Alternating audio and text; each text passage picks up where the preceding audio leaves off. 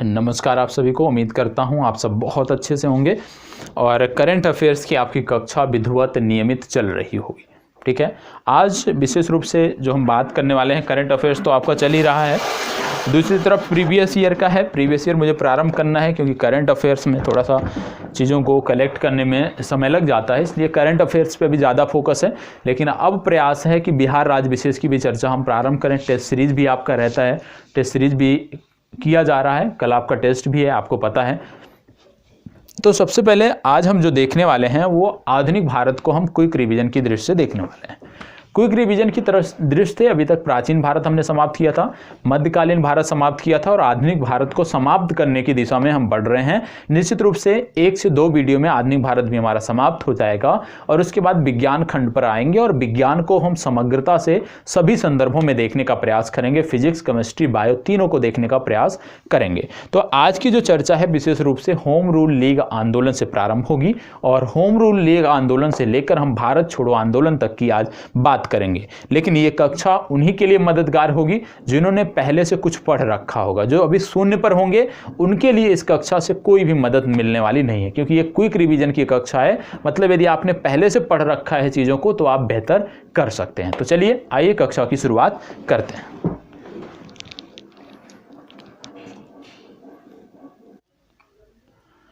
नमस्कार आप सभी को। आज की कक्षा में हम देखने वाले हैं होम रूल आंदोलन। यहाँ पे थोड़ा सा टाइपिंग में मिस्टेक है, होम रूल की होम रूल लिखा हुआ है। हम बात करने वाले हैं होम रूल आंदोलन की, ठीक है। और होम रूल आंदोलन जिसकी हम बात करने जा रहे हैं यह सभी परीक्षाओं के लिए महत्वपूर्ण है, ठीक है। कोई भी एक दिवसीय परीक्षा होती है, आप देखते हो आधुनिक भारत से संबंधित प्रश्न देखने को मिलते हैं। और जैसा कि पूर्व में आपको बताया कि ये जो सीरीज है ये क्विक रिवीजन सीरीज है, तो उसी के अंतर्गत आज हम भारत के संवैधानिक विकास तक की चीज़ें देखेंगे। मतलब आप कह सकते हो आधुनिक भारत का इतिहास होम रूल आंदोलन से वो आज की इस कक्षा में हम समाप्त करेंगे। तो चलिए एक एक करके अब हम फैक्ट की बात करते हैं, एक एक करके चीज़ों को हम देखने का प्रयास करते हैं। यहाँ पे बोला गया है तिलक की होम रूल लीग।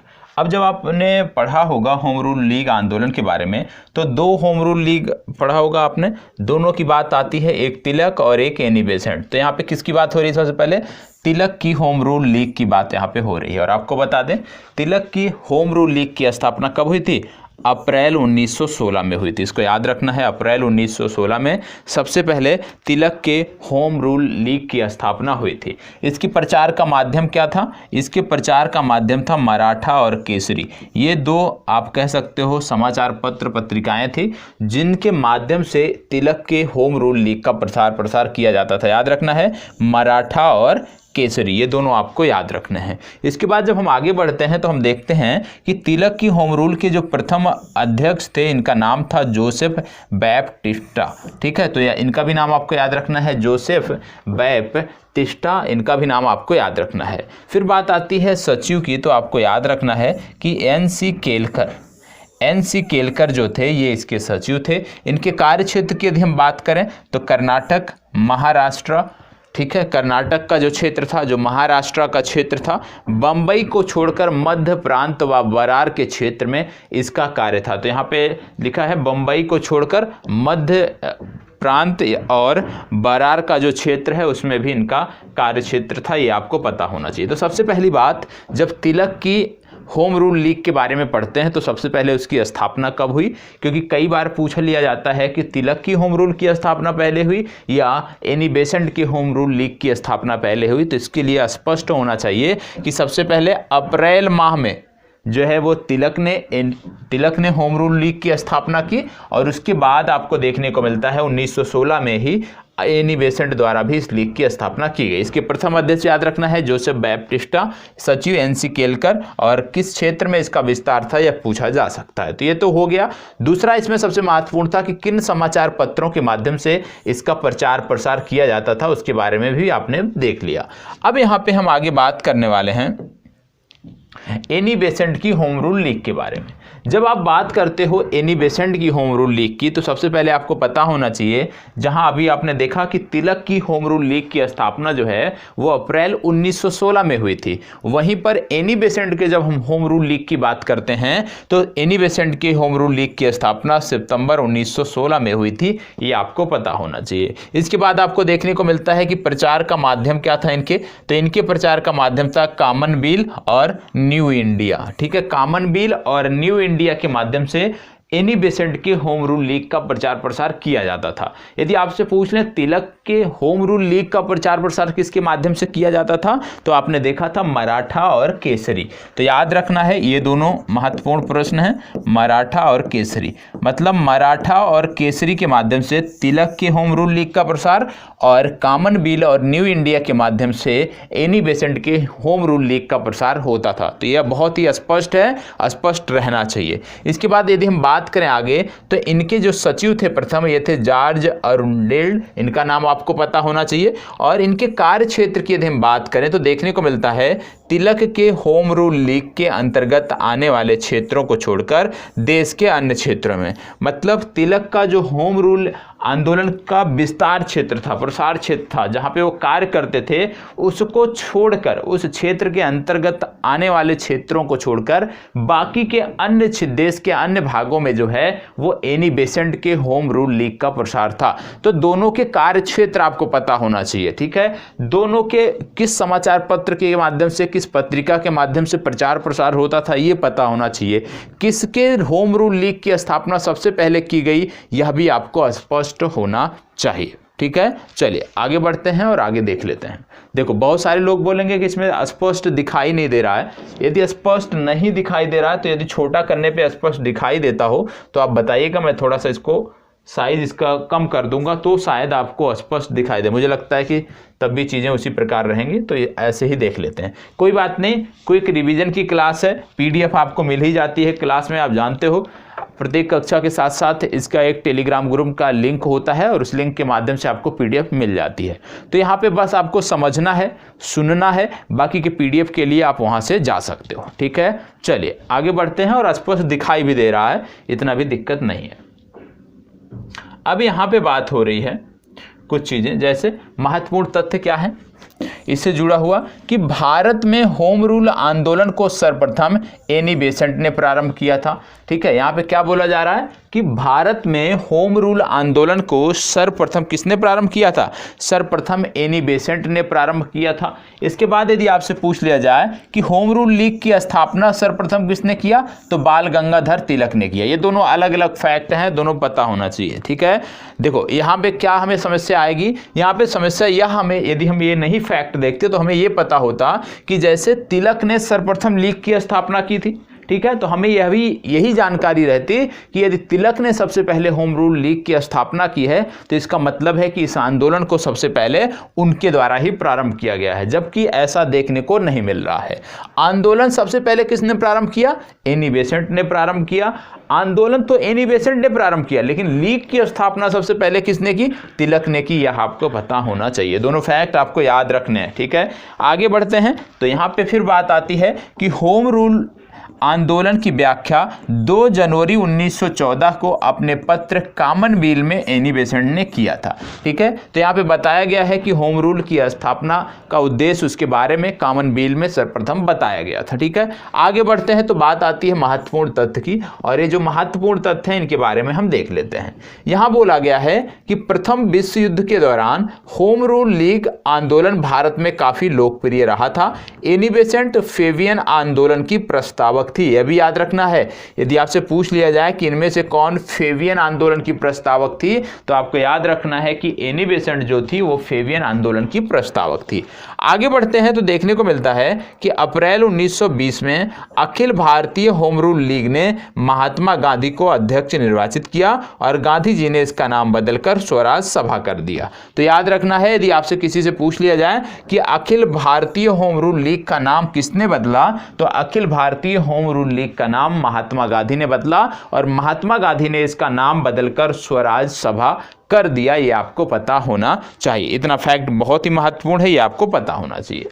अब हम होम रूल लीग आंदोलन में जितनी चीजें थी उसको हमने देख लिया। अब हम आ गए हैं महात्मा गांधी पर, और महात्मा गांधी के प्रारंभिक जीवन के बारे में बात करेंगे। अक्सर महात्मा गांधी द्वारा विभिन्न क्षेत्रों में विभिन्न, आप कह सकते हो, जितने भी आश्रम स्थापित किए गए हैं उनके बारे में प्रश्न बनता है कि कौन सा जो आश्रम है वो पहले स्थापित किया गया, कौन सा सबसे बाद में किया गया, तो उसके बारे में भी हमें पता होना चाहिए। आइए एक एक करके देख लेते हैं।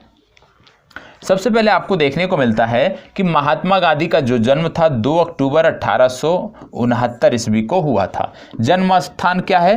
पोरबंदर, गुजरात में इनका जन्म हुआ था। इनकी पत्नी का नाम था कस्तूरबा गांधी, यहाँ पे पत्नी लिखा है, ये है पिता, और इनके पिता का नाम था करमचंद गांधी, ये आपको पता होना चाहिए। और करमचंद गांधी का ही एक उपनाम था जिसको बोलते थे कबा गांधी। ठीक है, अब गांधी जी के आरंभिक कार्यों की यदि हम बात करें कि गांधी जी ने क्या क्या कार्य किए हैं, तो सबसे पहले देखने को मिलता है कि 1894 ईस्वी में नटाल इंडियन कांग्रेस की स्थापना दक्षिण अफ्रीका में इनके द्वारा की गई। फिर इनके द्वारा टॉलेस्टाय फार्म की स्थापना की गई। ये भी आपको पता होगा कि टॉलेस्टाय फार्म की स्थापना भी महात्मा गांधी ने किया था, इसके बारे में भी आपको पता होगा। और आपको बता दें कि जब टॉलेस्टाय फार्म की स्थापना की गई, उसी के बाद महात्मा गांधी ने एक अखबार भी निकाला दक्षिण अफ्रीका में जिसका नाम था इंडियन ओपिनियन, ये भी आपको पता होना चाहिए। 1904 ये वर्ष महत्वपूर्ण है, क्यों? क्योंकि इस दौरान फिनिक्स आश्रम की स्थापना की गई। कहाँ पर की गई? डरबन, दक्षिण अफ्रीका में। तो कई बार पूछा जाता है कि फिनिक्स आश्रम की स्थापना कब की गई, वर्ष याद रखना है 1904। कहां की गई यदि आपसे पूछ लिया जाए तो भी आपको याद रखना है कि फिनिक्स आश्रम की स्थापना दक्षिण अफ्रीका के डरबन शहर में की गई। इसके बाद 1915 का वर्ष आता है। 1915 में सत्याग्रह आश्रम की स्थापना की गई, और कहां पे की गई? अहमदाबाद की गई, ये भी आपको याद रखना है। सत्याग्रह आश्रम की स्थापना अहमदाबाद। तो याद रखना है गांधी जी ने टॉलेस्टाय फार्म की स्थापना की, गांधी जी ने फिनिक्स आश्रम की स्थापना की, गांधी जी ने सत्याग्रह आश्रम की स्थापना की। यदि सबसे पहले पूछ लिया जाए कौन सा किया, तो सबसे पहले आपको याद रखना है कि 1894 ईस्वी का जो घटनाक्रम है वो महत्वपूर्ण है। क्यों? क्योंकि नटाल इंडियन कांग्रेस की स्थापना इनके द्वारा दक्षिण अफ्रीका में की गई थी। तो इसके वर्ष भी आपकी परीक्षाओं के लिए महत्वपूर्ण है, इनके बारे में आपको पता होना चाहिए। अब महात्मा गांधी से जुड़े हुए हम कुछ अन्य सिद्धांतों की बात कर लेते हैं। महात्मा गांधी जिन सिद्धांतों के बारे में अक्सर चर्चा करते थे, जिनके जो आप कह सकते हो उनके जीवन का आधार रहे हैं, उनके बारे में हम देखने वाले हैं। सबसे पहले बात आपको बता दें कि दार्शनिक अराजकतावादी, गांधी जी के जो सिद्धांत है, पहला है दार्शनिक अराजकतावादी। दूसरा यदि आप देखोगे तो राम राज्य के इन्होंने युगल सिद्धांत दिए, और राम राज्य का जो इन्होंने युगल सिद्धांत दिया उसमें सत्य और अहिंसा, ये दो प्रमुख सिद्धांत ये आपको पता होना चाहिए। समाजवाद का इन्होंने अर्थ बताया सर्वोदय, ये आपको पता होना चाहिए। सत्याग्रह रणनीति में महात्मा गांधी ने बताया कि सर्वाधिक प्रभावी अस्त्र जो है वो है उपवास, ठीक है, और अंतिम अस्त्र जो है वो है हड़ताल। तो याद रखना है, यदि आपसे कभी पूछ लिया जाए कि इनमें से सर्वाधिक प्रभावी अस्त्र या इनमें से किस अस्त्र को महात्मा गांधी ने अंतिम अस्त्र कहा, तो अंतिम अस्त्र हड़ताल को कहा, और सबसे प्रभावी जो अस्त्र है उसको उपवास कहा। ये भी आपको पता होना चाहिए। इसके बाद यदि हम आगे बढ़ते हैं तो यहाँ पे बताया गया है सत्याग्रही का उद्देश्य। महात्मा गांधी के अनुसार जब हम किसी के खिलाफ सत्याग्रह करते हैं, किसी चीज के खिलाफ, तो उद्देश्य हमारा क्या होना चाहिए? हमारा उद्देश्य होना चाहिए कि हम सत्य को पराजित करना नहीं चाहते हैं, सत्य को पराजित नहीं करना है, बल्कि शत्रु का हृदय परिवर्तन करके उसे अपने अनुकूल बनाना है। कहने का मतलब है जो सत्याग्रह जब कोई भी व्यक्ति करता है तो सत्याग्रह कभी भी हिंसक नहीं होना चाहिए, क्योंकि यदि हिंसक होगा तो जिसके खिलाफ आप सत्याग्रह कर रहे हो कभी भी उसके दिल में अपने लिए हमदर्दी आप नहीं जुटा सकते हैं। तो गांधी जी का कहना था कि सत्याग्रह कभी शत्रु को पराजित करने के लिए नहीं है, बल्कि सत्याग्रह जो है इसका उद्देश्य है कि हम अगले व्यक्ति का, जिसके खिलाफ हम सत्याग्रह कर रहे हैं, उसका हृदय परिवर्तन हो, और हृदय परिवर्तन होने के बाद वो हमारी बातों को सुन सके, हमारी विचारों को जो हम मांग कर रहे हैं उसको हमारे पक्ष में दे सके। तो ये इनका था, ये आपको पता होना चाहिए। इनकी महात्मा गांधी की एक इच्छा भी थी, राज्य विहीन समाज की स्थापना। तो ये भी याद रखना है कि महात्मा गांधी की इच्छा थी राज्य विहीन समाज की स्थापना करना। और आपको पता होगा निष्क्रिय प्रतिरोध इन्होंने दक्षिण अफ्रीका में अपनाया, जिसको राजनीतिक अस्त की संज्ञा दी गई, ये भी आपको पता होना चाहिए। ठीक है, और यदि आपसे पूछ लिया जाए सत्याग्रह क्या है, जैसे आपने यहाँ पे देखा सत्याग्रही का उद्देश्य, तो महात्मा गांधी की नजरों में यदि आपसे पूछ लिया जाए सत्याग्रह क्या है, तो आपको पता होना चाहिए सत्याग्रह एक नैतिक शक्ति है। सत्याग्रह क्या है? सत्याग्रह एक नैतिक शक्ति है। और ये जो नैतिक शक्ति है ये आती क्यों है, क्यों आनी चाहिए? ये इसलिए आती है क्योंकि हम सत्य को मानकर किसी वस्तु के लिए आग्रह करते हैं। मतलब सच्चाई के साथ सच्चाई को स्वीकार कर हम जब किसी वस्तु के लिए आग्रह करते हैं तो उसको हम बोलते हैं सत्याग्रह। तो यहाँ पे याद रखना चाहिए कि सत्याग्रह क्या है? गांधी जी की नजरों में एक नैतिक शक्ति है जिसको सत्य को आधार मानकर जो चीजें हम मांगते हैं। ठीक है, इसके साथ साथ गांधी जी से संबंधित कुछ महत्वपूर्ण तथ्य दिए हैं। जैसे यदि आपसे कभी पूछ लिया जाए कि महात्मा गांधी ने परिवार नियोजन के लिए कौन सा उपाय सुझाया, महात्मा गांधी ने परिवार नियोजन के लिए कौन सा उपाय सुझाया, तो आपको पता होगा कि महात्मा गांधी ने परिवार नियोजन हेतु जो सर्वोत्तम उपाय बताया वो बताया आत्मनियंत्रण। तो इसको याद रखना है, आत्मनियंत्रण को महात्मा गांधी ने परिवार नियोजन के लिए सबसे सशक्त आप कह सकते हो या सर्वोत्तम उपाय बताया, ये आपको पता होना चाहिए। डरबन दक्षिण अफ्रीका जहां पे फिनिक्स आश्रम की स्थापना हुई थी, वहां की यदि हम बात करें तो 1893 ईस्वी में दादा अब्दुल्ला का मुकदमा लड़ने के लिए महात्मा गांधी यहां पे गए हुए थे। इसके बाद बात आती है गोपाल कृष्ण गोखले की। गोपाल कृष्ण गोखले के बारे में आपको पता होना चाहिए कि ये गांधी जी के राजनैतिक गुरु हैं। तो यदि आपसे पूछ लिया जाए कि गांधी जी के राजनैतिक गुरु कौन है, तो आपको जवाब देना है गोपाल कृष्ण गोखले जो हैं ये गांधी जी के राजनैतिक गुरु हैं, ये आपको पता होना चाहिए। यदि आपसे पूछ लिया जाए कि कांग्रेस के अधिवेशनों में सबसे पहले महात्मा गांधी ने कहां पर भाग लिया, तो यहां पे आपको याद आना चाहिए कि महात्मा गांधी ने सबसे पहले वर्ष 1901 के कांग्रेस के कलकत्ता अधिवेशन में पहली बार भाग लिया। ये भी फैक्ट है, याद आना चाहिए कि महात्मा गांधी ने वर्ष 1901 के कलकत्ता अधिवेशन में सबसे पहले भाग लिया था, ये आपको पता होना चाहिए। ठीक है, इसके बाद बंबई में इन्होंने विधि कार्यालय की स्थापना की आगे चलकर, ये भी आपको पता होना चाहिए। महात्मा गांधी से जुड़े हुए अन्य फैक्टों में सबसे पहले आपको पता होना चाहिए जून 1917 को, 17 जून 1917 को सत्याग्रह आश्रम जो कि अहमदाबाद था, इसको साबरमती नदी के किनारे स्थानांतरित कर दिया गया। तो याद रखना है सत्याग्रह जो विभिन्न आश्रम हैं जो महात्मा गांधी द्वारा स्थापित किए गए हैं, उसमें जो सबसे प्रमुख है और सबसे अंतिम आप कह सकते हो वो आपका है साबरमती आश्रम के किनारे, जिसको बोलते थे सत्याग्रह आश्रम। और सत्याग्रह आश्रम के बारे में जब हम बात करते हैं तो आपको पता होना चाहिए कि सत्याग्रह आश्रम जो है ये महात्मा गांधी द्वारा स्थापित किए गए प्रमुख आश्रमों में से एक है। ठीक है, और सत्याग्रह आश्रम की यदि हम बात करें तो आपको पता होगा कब स्थापित किया गया था, वर्ष 1915 में इसको स्थापित किया गया था, ये भी आपको पता होना चाहिए।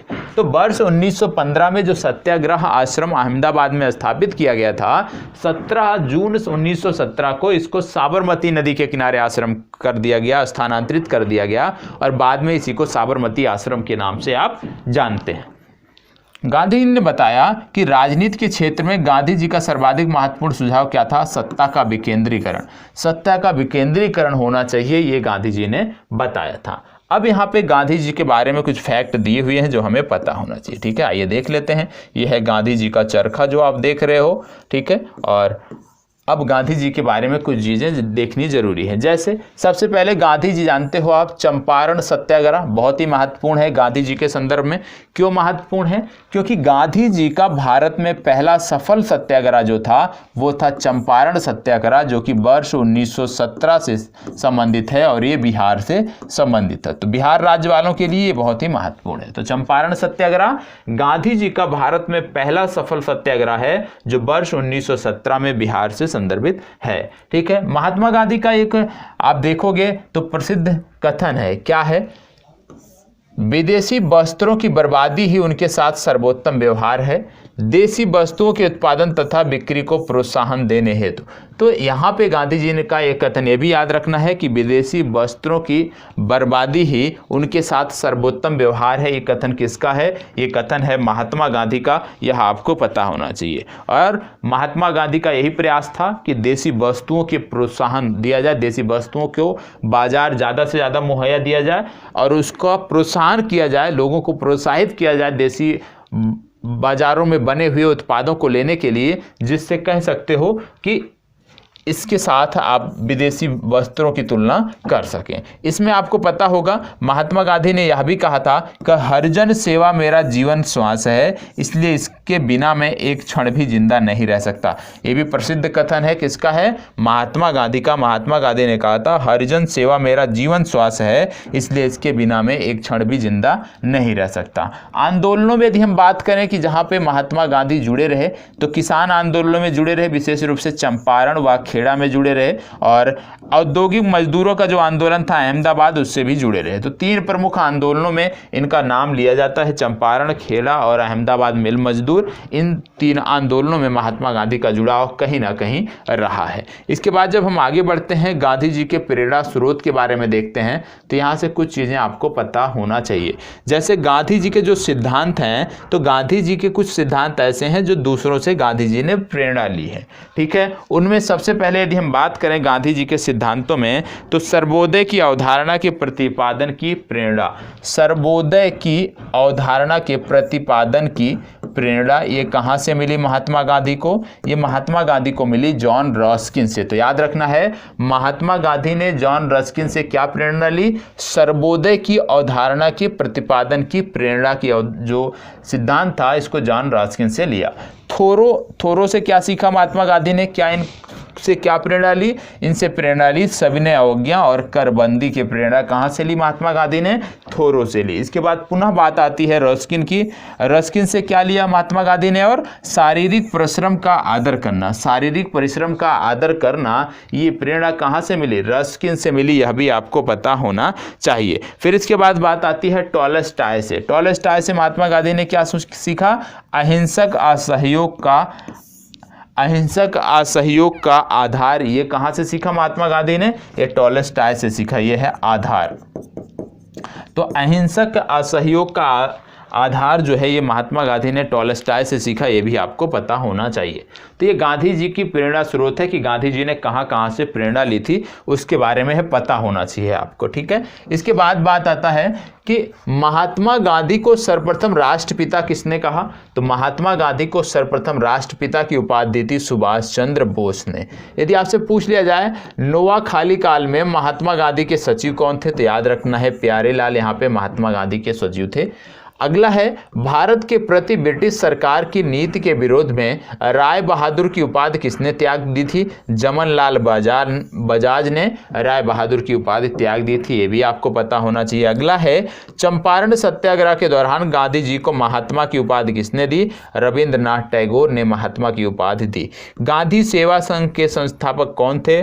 जमनलाल बजाज थे, और जमनलाल बजाज के बारे में आपको पता होना चाहिए कि राय बहादुर की उपाधि इन्होंने त्याग दिया था। गांधी जी ने कांग्रेस से इस्तीफा दिया था कब? वर्ष 1934 में दिया था, ये आपको पता होना चाहिए।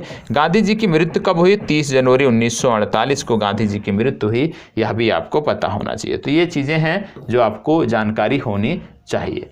अगला है किसान आंदोलन और किसान सभा। किसान आंदोलन और किसान सभा। अब इसमें सबसे पहले बात आती है यूपी किसान सभा की। यूपी किसान सभा की जो स्थापना थी ये वर्ष 1918 में की गई थी। किसके द्वारा की गई थी? इंद्र नारायण द्विवेदी, गौरी शंकर मिश्र, मदन मोहन मालवीय, इन तीनों के द्वारा यूपी किसान सभा की स्थापना वर्ष 1918 में की गई थी। तो यदि आपसे पूछ लिया जाए कि यूपी किसान सभा की स्थापना कब की गई, तो आपको बताना है कि यूपी किसान सभा की स्थापना फरवरी 1918 में की गई, और इंद्र नारायण द्विवेदी, गौरी शंकर मिश्र, मदन मोहन मालवीय इसके संस्थापक सदस्यों में शामिल रहे, ये आपको पता होना चाहिए। ठीक है, इसके बाद बात आगे आती है बाबा रामचंद्र की। बाबा रामचंद्र के बारे में आप अक्सर सुनते होंगे। ठीक है, तो बाबा रामचंद्र के बारे में कुछ चीज़ें पता होना चाहिए। सबसे पहले महाराष्ट्र के ब्राह्मण परिवार से संबंधित थे।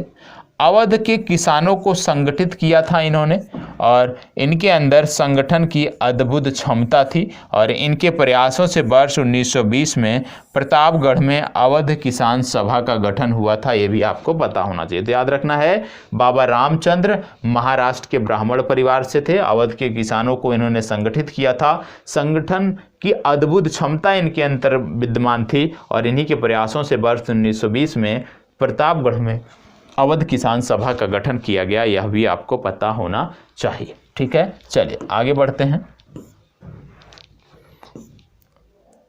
आगे बात करते हैं अन्य महत्वपूर्ण तथ्यों की। सबसे पहले इसमें आप देखने को मिलता है सहजानंद सरस्वती। सहजानंद सरस्वती का नाम आता है, और आपको बता दें सहजानंद सरस्वती जो है ये संस्थापक हैं किसके?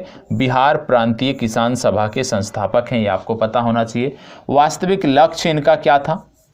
बिहार प्रांतीय किसान सभा का वास्तविक लक्ष्य क्या था? जमींदारी प्रथा का उन्मूलन। तो याद रखना है, सहजानंद सरस्वती जो कि बिहार प्रांतीय किसान सभा के संस्थापक थे, इस संस्था का उद्देश्य था जमींदारी प्रथा का उन्मूलन करना और कृषि सुधार कार्यक्रम को लागू करना, मतलब कृषकों को मालिकाना हक देना इसका उद्देश्य था। अन्य नाम इसका क्या था? किसान प्राण। इनका जो अन्य नाम था सहजानंद सरस्वती को, इनको बोलते थे किसान प्राण। क्यों? किसानों के प्रति इनकी समर्पित सेवाओं को देखकर इनको किसान प्राण कहा जाता था। यह भी आपको पता होना चाहिए। तो यहाँ पे अभी तक आपने आप कह सकते हो तीन कृषि आंदोलनों को देखा, या आप कह सकते हो तीन किसान आंदोलनों और किसान से जुड़े हुई संस्थाओं को देखा। पहला आपने बाबा रामचंद्र के बारे में देखा, दूसरा आपने देखा यूपी किसान सभा के बारे में, और तीसरा आप देख रहे हैं सहजानंद सरस्वती के बारे में, जिन्होंने बिहार प्रांतीय किसान सभा का गठन किया था। इसके बाद यदि हम आगे बढ़ते हैं, ये तो हो गया इनके बारे में,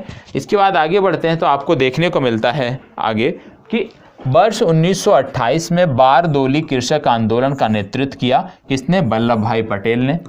बारदोली आंदोलन में सफलता के कारण पटेल को सरदार की उपाधि किसने प्रदान की? बारदोली की महिलाओं ने। याद रखना है, बारदोली की महिलाओं ने सरदार की उपाधि जो है ये पटेल को दी थी। ये आपको पता होना चाहिए। ठीक है, वर्ष 1928 में बारदोली कृषक आंदोलन का नेतृत्व वल्लभ भाई पटेल द्वारा किया गया था, जहां पर सफल आंदोलन के नाते वहां की महिलाओं ने इनको सरदार की उपाधि दी। इसके साथ साथ आपको याद रखना है कि सितंबर 1946 में बंगाल की प्रांतीय किसान सभा द्वारा प्रारंभ किया गया जो आंदोलन था वो था तिभागा आंदोलन। यह भी आपको याद रखना है।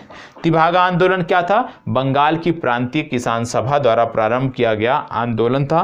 आगे यदि हम बात करें तो बंगाल के तिभागा किसान आंदोलन की मांग क्या थी? जमींदारों की हिस्सेदारी को फसल के आधे भाग से कम करके 1/3 करना। तो याद रखना है, यदि आपसे पूछ लिया जाए तिभागा आंदोलन कहाँ से संबंधित है, तो आप बताओगे कि तिभागा आंदोलन जो है ये पश्चिम बंगाल से संबंधित है। क्यों किया गया था तिभागा आंदोलन? इसलिए किया गया था क्योंकि जमींदारों की यहाँ पे हिस्सेदारी जो थी वो फसल के आधे भाग से कम करके 1/3 करने के लिए की गई थी। यही इसकी मांग थी। तो तिभागा आंदोलन आपको पता होना चाहिए, भूलना नहीं है इसको।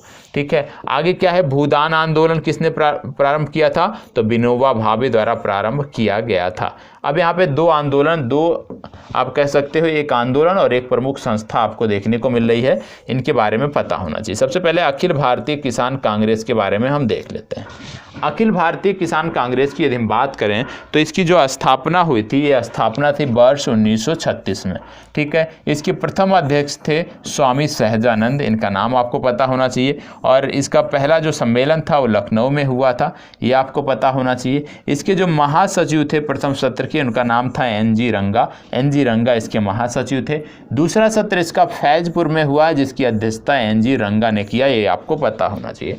तो अखिल भारतीय किसान कांग्रेस का पहला जो सत्र था उसका आयोजन लखनऊ में हुआ, स्वामी सहजानंद इसके अध्यक्ष थे। दूसरा आयोजन इनका जो है वो हुआ फैजपुर में, और इसके अध्यक्ष थे NG रंगा, ये आपको पता होना चाहिए। और बाद में इसी का नाम परिवर्तन करके अखिल भारतीय किसान सभा कर दिया गया, ये आपको पता होना चाहिए। ठीक है, अब बात आती है एका आंदोलन की। एका आंदोलन क्या था? सबसे पहली बात आपको बता दें कि एका आंदोलन के विरोध का मुख्य बिंदु क्या था? उपज के रूप में लगान वसूलने की प्रथा। जो उपज के रूप में लगान वसूलने की प्रथा थी, यही विरोध का प्रमुख कारण था। दूसरा, 50% से अधिक लगान वसूली। मतलब एका जो आंदोलन था, एका आंदोलन का कहीं ना कहीं पनपने का जो कारण था वो था लगान से जुड़ा हुआ, लगान वसूलने की जो उस समय प्रथा थी। ठीक है। दूसरा, 50% से ज़्यादा लगान वसूला जाता था, यही इसका मुख्य कारण था। गतिविधि के मुख्य केंद्र यदि हम बात करें तो हरदोई हो गया, बाराबंकी हो गया, बहराइच हो गया, सीतापुर, ये इसके प्रमुख केंद्र थे। नेतृत्व किसने किया? पिछड़ी जाति के मदारी पासी द्वारा इसका नेतृत्व किया गया, ये आपको पता होना चाहिए। मुख्य शिकायत इनकी क्या थी? जमींदारों द्वारा लगान में बढ़ोतरी। ठीक है। तो एका आंदोलन क्यों किया गया था? एका आंदोलन इसलिए किया गया था क्योंकि उस समय जमींदार जो थे वो 50% से ज़्यादा कर लेते थे, आप कह सकते हो कि ज़्यादा लगान वसूल करते थे। दूसरा, जो लगान का ज़्यादातर हिस्सा था वो उपज के रूप में लिया जाता था, इसलिए इसका विरोध था। ठीक है। तो ये तो बात हो गई एका आंदोलन की। आगे बढ़ते हैं और आगे देखते हैं ट्रेड यूनियन एवं साम्यवादी दल के बारे में। ठीक है। अब ट्रेड यूनियन और साम्यवादी दल के बारे में हम बात करने वाले हैं। सबसे पहली बात, यहाँ पे बात हो रही है मद्रास मजदूर संघ की। किसकी बात हो रही है? मद्रास मजदूर संघ की बात हो रही है। मद्रास मजदूर संघ की यदि हम बात करें तो इसके संस्थापक थे बीपी वाडिया। इसकी स्थापना हुई थी वर्ष 1918 में। भारत का पहला आधुनिक मजदूर संघ संगठन था ये। तो याद रखना है, भारत का पहला आधुनिक मजदूर संघ संगठन कौन सा था? मद्रास मजदूर संघ। इसके बारे में आपको पता होना चाहिए। बीपी वाडिया द्वारा इसकी स्थापना की गई थी, इनका भी नाम आपको याद रखना है। आगे बढ़ते हैं और आगे बढ़ने पर आपको देखने को मिलता है अहमदाबाद टेक्सटाइल लेबर एसोसिएशन। क्या देखने को मिलता है? Ahmedabad textile labour association. अब अहमदाबाद टेक्सटाइल लेबर एसोसिएशन की यदि हम बात करें तो इसकी स्थापना हुई थी वर्ष 1918 में। महात्मा गांधी द्वारा इसकी स्थापना की गई थी, आपको पता होना चाहिए। इसके बाद अगला आता है ट्रेड यूनियन कांग्रेस।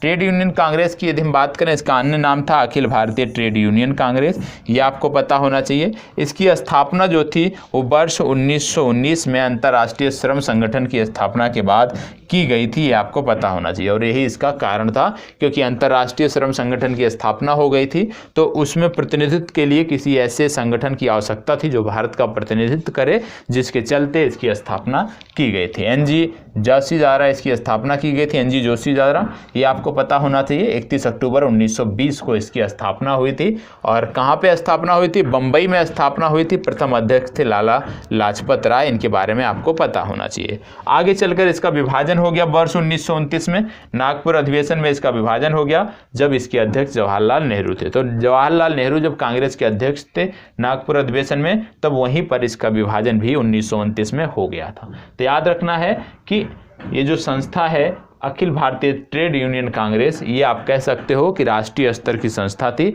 जिसका स्थापना का कारण, जिसकी स्थापना करने का जो उद्देश्य था, क्यों? अंतर्राष्ट्रीय श्रम संगठन की उस समय स्थापना हो गई थी और उसमें भारत के प्रतिनिधित्व के लिए किसी इस तरह के राष्ट्रीय संगठन की आवश्यकता थी, जिसके लिए इसकी बात की गई थी। ठीक है। अब बात आती है रॉलेट एक्ट की। रॉलेट एक्ट के बारे में तो सभी जानते होंगे, निश्चित रूप से सबने पढ़ा होगा और आज भी इसकी बात होती है। ठीक है। भारत में बढ़ रही क्रांतिकारी गतिविधियों को कुचलने के लिए सरकार ने वर्ष 1917 में न्यायाधीश सिडनी रॉलेट की अध्यक्षता में एक समिति का गठन किया था। ठीक है। किसकी अध्यक्षता में? सिडनी रॉलेट की अध्यक्षता में एक समिति का गठन किया था। इस समिति के सुझावों पर मार्च 1919 में पारित विधेयक रॉलेट एक्ट कहलाया। मतलब पहले एक सिडनी रॉलेट की अध्यक्षता में एक समिति का गठन किया गया था कि किस प्रकार से हम क्रांतिकारी गतिविधियों को सीमित कर सकते हैं, किस प्रकार से हम क्रांतिकारी गतिविधियों को समाप्त कर सकते हैं। और जब बाद में इस समिति ने सुझाव दिया और उस सुझाव के बाद एक एक्ट लाया गया जिसको रॉलेट एक्ट कहा गया। यदि आपसे पूछ लिया जाए कि यह जो एक्ट लाया गया ये किसके कार्यकाल में लाया गया, तो आपको नाम याद रखना है लॉर्ड चेम्सफोर्ड। लॉर्ड चेम्सफोर्ड के कार्यकाल में रॉलेट एक्ट पास किया गया था, यह आपको पता होना चाहिए।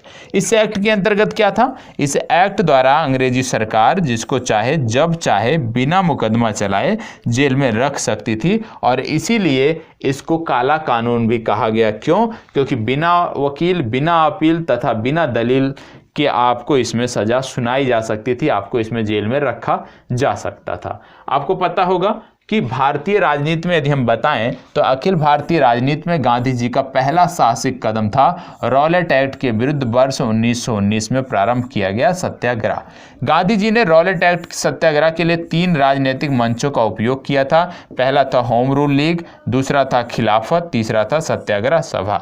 इन तीनों के माध्यम से गांधी जी ने रॉलेट सत्याग्रह को आगे बढ़ाया था। रॉलेट सत्याग्रह का प्रचार प्रसार पूरे भारत में कराया था, जिसके बाद भारी संख्या में लोगों ने इससे जुड़ाव महसूस किया। आगे चलकर क्या हुआ? रॉलेट सत्याग्रह जो है आगे चलकर किसकी परिणति में बदला, उसके बारे में भी हम बात करने वाले हैं। ठीक है, चलिए आगे देख लेते हैं। उम्मीद करता हूं इतनी चीज़ें समझ में आ रही होंगी, क्योंकि ये रिवीजन की क्लास है तो इसमें परेशान होने की ज़रूरत नहीं है। क्यों नहीं परेशान होने की ज़रूरत है?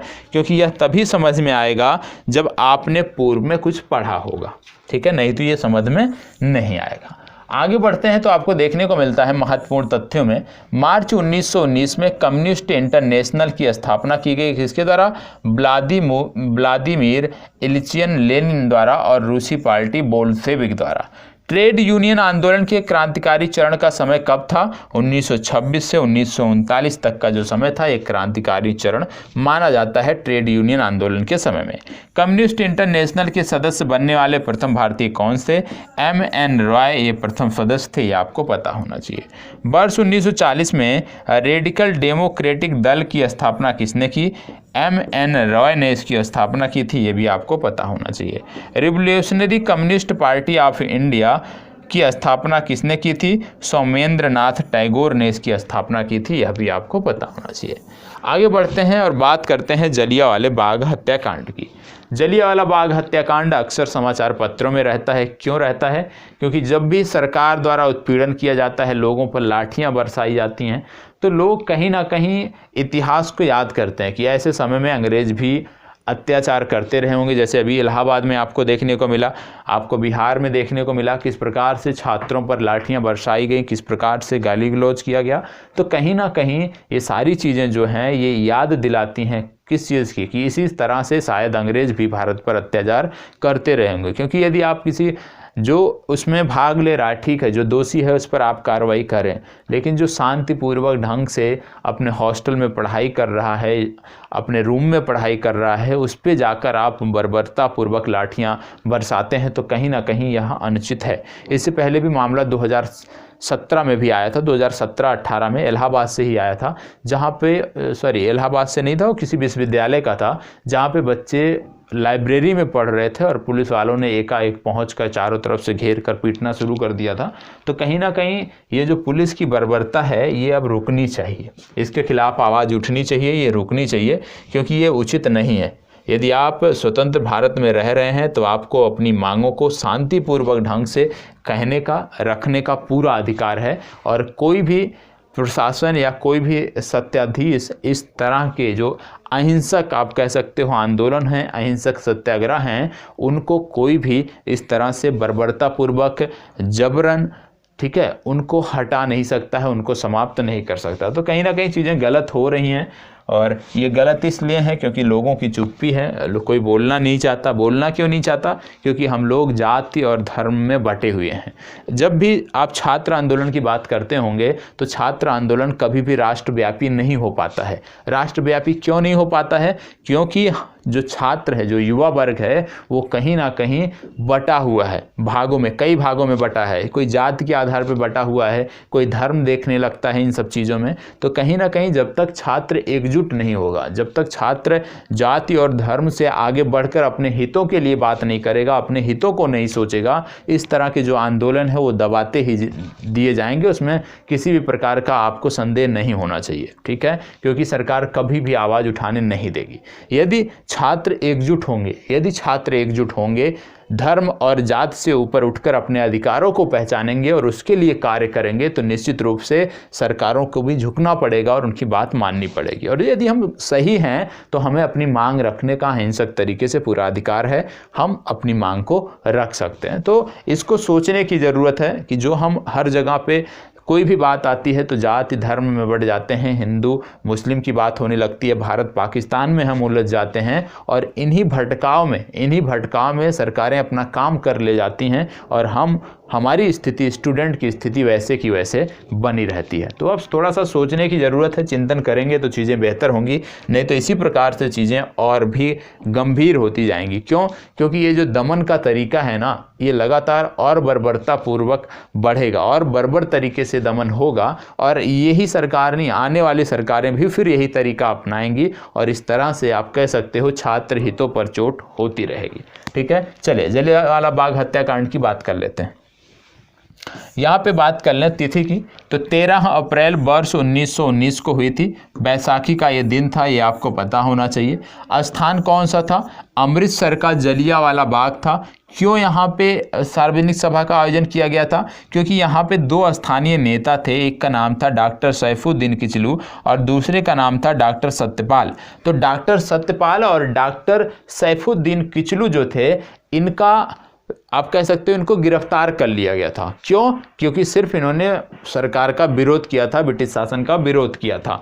तो दमन जो उन्होंने किया था उसका विरोध करने के लिए जब इन्होंने आवाज़ उठाई तो इनको सरकार ने गिरफ्तार कर लिया और जब इनको गिरफ्तार कर लिया फिर इनके द्वारा जो है एक सभा, इनके अनुयायियों द्वारा, इनके चाहने वाले लोगों द्वारा एक सभा बुलाई गई और उस सभा में इसी पर विचार किया जा रहा था। लेकिन तब तक general Reginald Edward Harry Dyer, बहुत बड़ा नाम इनका है, जनरल डायर के नाम से आप जानते होंगे, इन्होंने भीड़ पर गोलियां चलाने का आदेश दे दिया और जब इन्होंने भीड़ पर गोलियां चलाने का आदेश दिया चारों तरफ से घेर कर, तो यहाँ पे आप कह सकते हो सैकड़ों की संख्या में निर्दोष लोग मारे गए, सैकड़ों की संख्या में निर्दोष लोगों की हत्या की गई और उसी के चलते जलियांवाला बाग हत्याकांड इतिहास में एक आप कह सकते हो महत्वपूर्ण स्थान रखता है। जलियांवाले बाग हत्याकांड के बाद एक कमीशन का गठन किया गया था। जब मांग उठने लगी कि गलती किसकी है, जनरल डायर की गलती है, तो उसके लिए सरकार ने उस समय के जो विरोध को दबाने के लिए, ठीक है, उस समय के विरोध को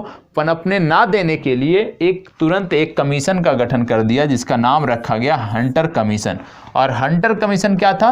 हत्याकांड की जांच हेतु ब्रिटिश सरकार द्वारा गठित एक कमीशन था। वर्ष 1920 में इसने रिपोर्ट प्रस्तुत की और इसमें बताया कि दुर्घटना के लिए सरकार दोषी नहीं है, ठीक है, और इस रिपोर्ट ने यह भी बता दिया कि दुर्घटना के लिए सरकार दोषी नहीं है। क्यों? क्योंकि ये जो कार्य था ये कहीं ना कहीं केवल डॉलर, जो यहाँ पे ये डॉलर लिखा हुआ है, जनरल डायर की बात हो रही है, जनरल डायर द्वारा एक लिया गया फैसला था, एक गलत फैसला था और जनरल डायर के गलत फैसले के चलते ये कार्य हुआ था, जिसके चलते सरकार दोषी नहीं है, केवल एक व्यक्ति दोषी है, वो है जनरल डायर, क्योंकि उस समय यह फैसला जो है वो जनरल डायर का फैसला था, ना कि सरकार का फैसला था। ठीक है, अब यदि बात करें कि हंटर कमीशन जिसने ये रिपोर्ट दी इसमें कितने लोग शामिल थे, तो आपको पता होना चाहिए हंटर कमीशन में 3 भारतीय सदस्य भी शामिल थे। हंटर कमीशन में 3 भारतीय कौन कौन से थे? पहले थे C.H. सीतलवाड़, ये आपको पता होना चाहिए, ठीक है। दूसरे थे पंडित जगत नारायण, इनका आपको नाम पता होना चाहिए, आप नोट कर सकते हैं, ठीक है। तीसरे थे सुल्तान अहमद खान।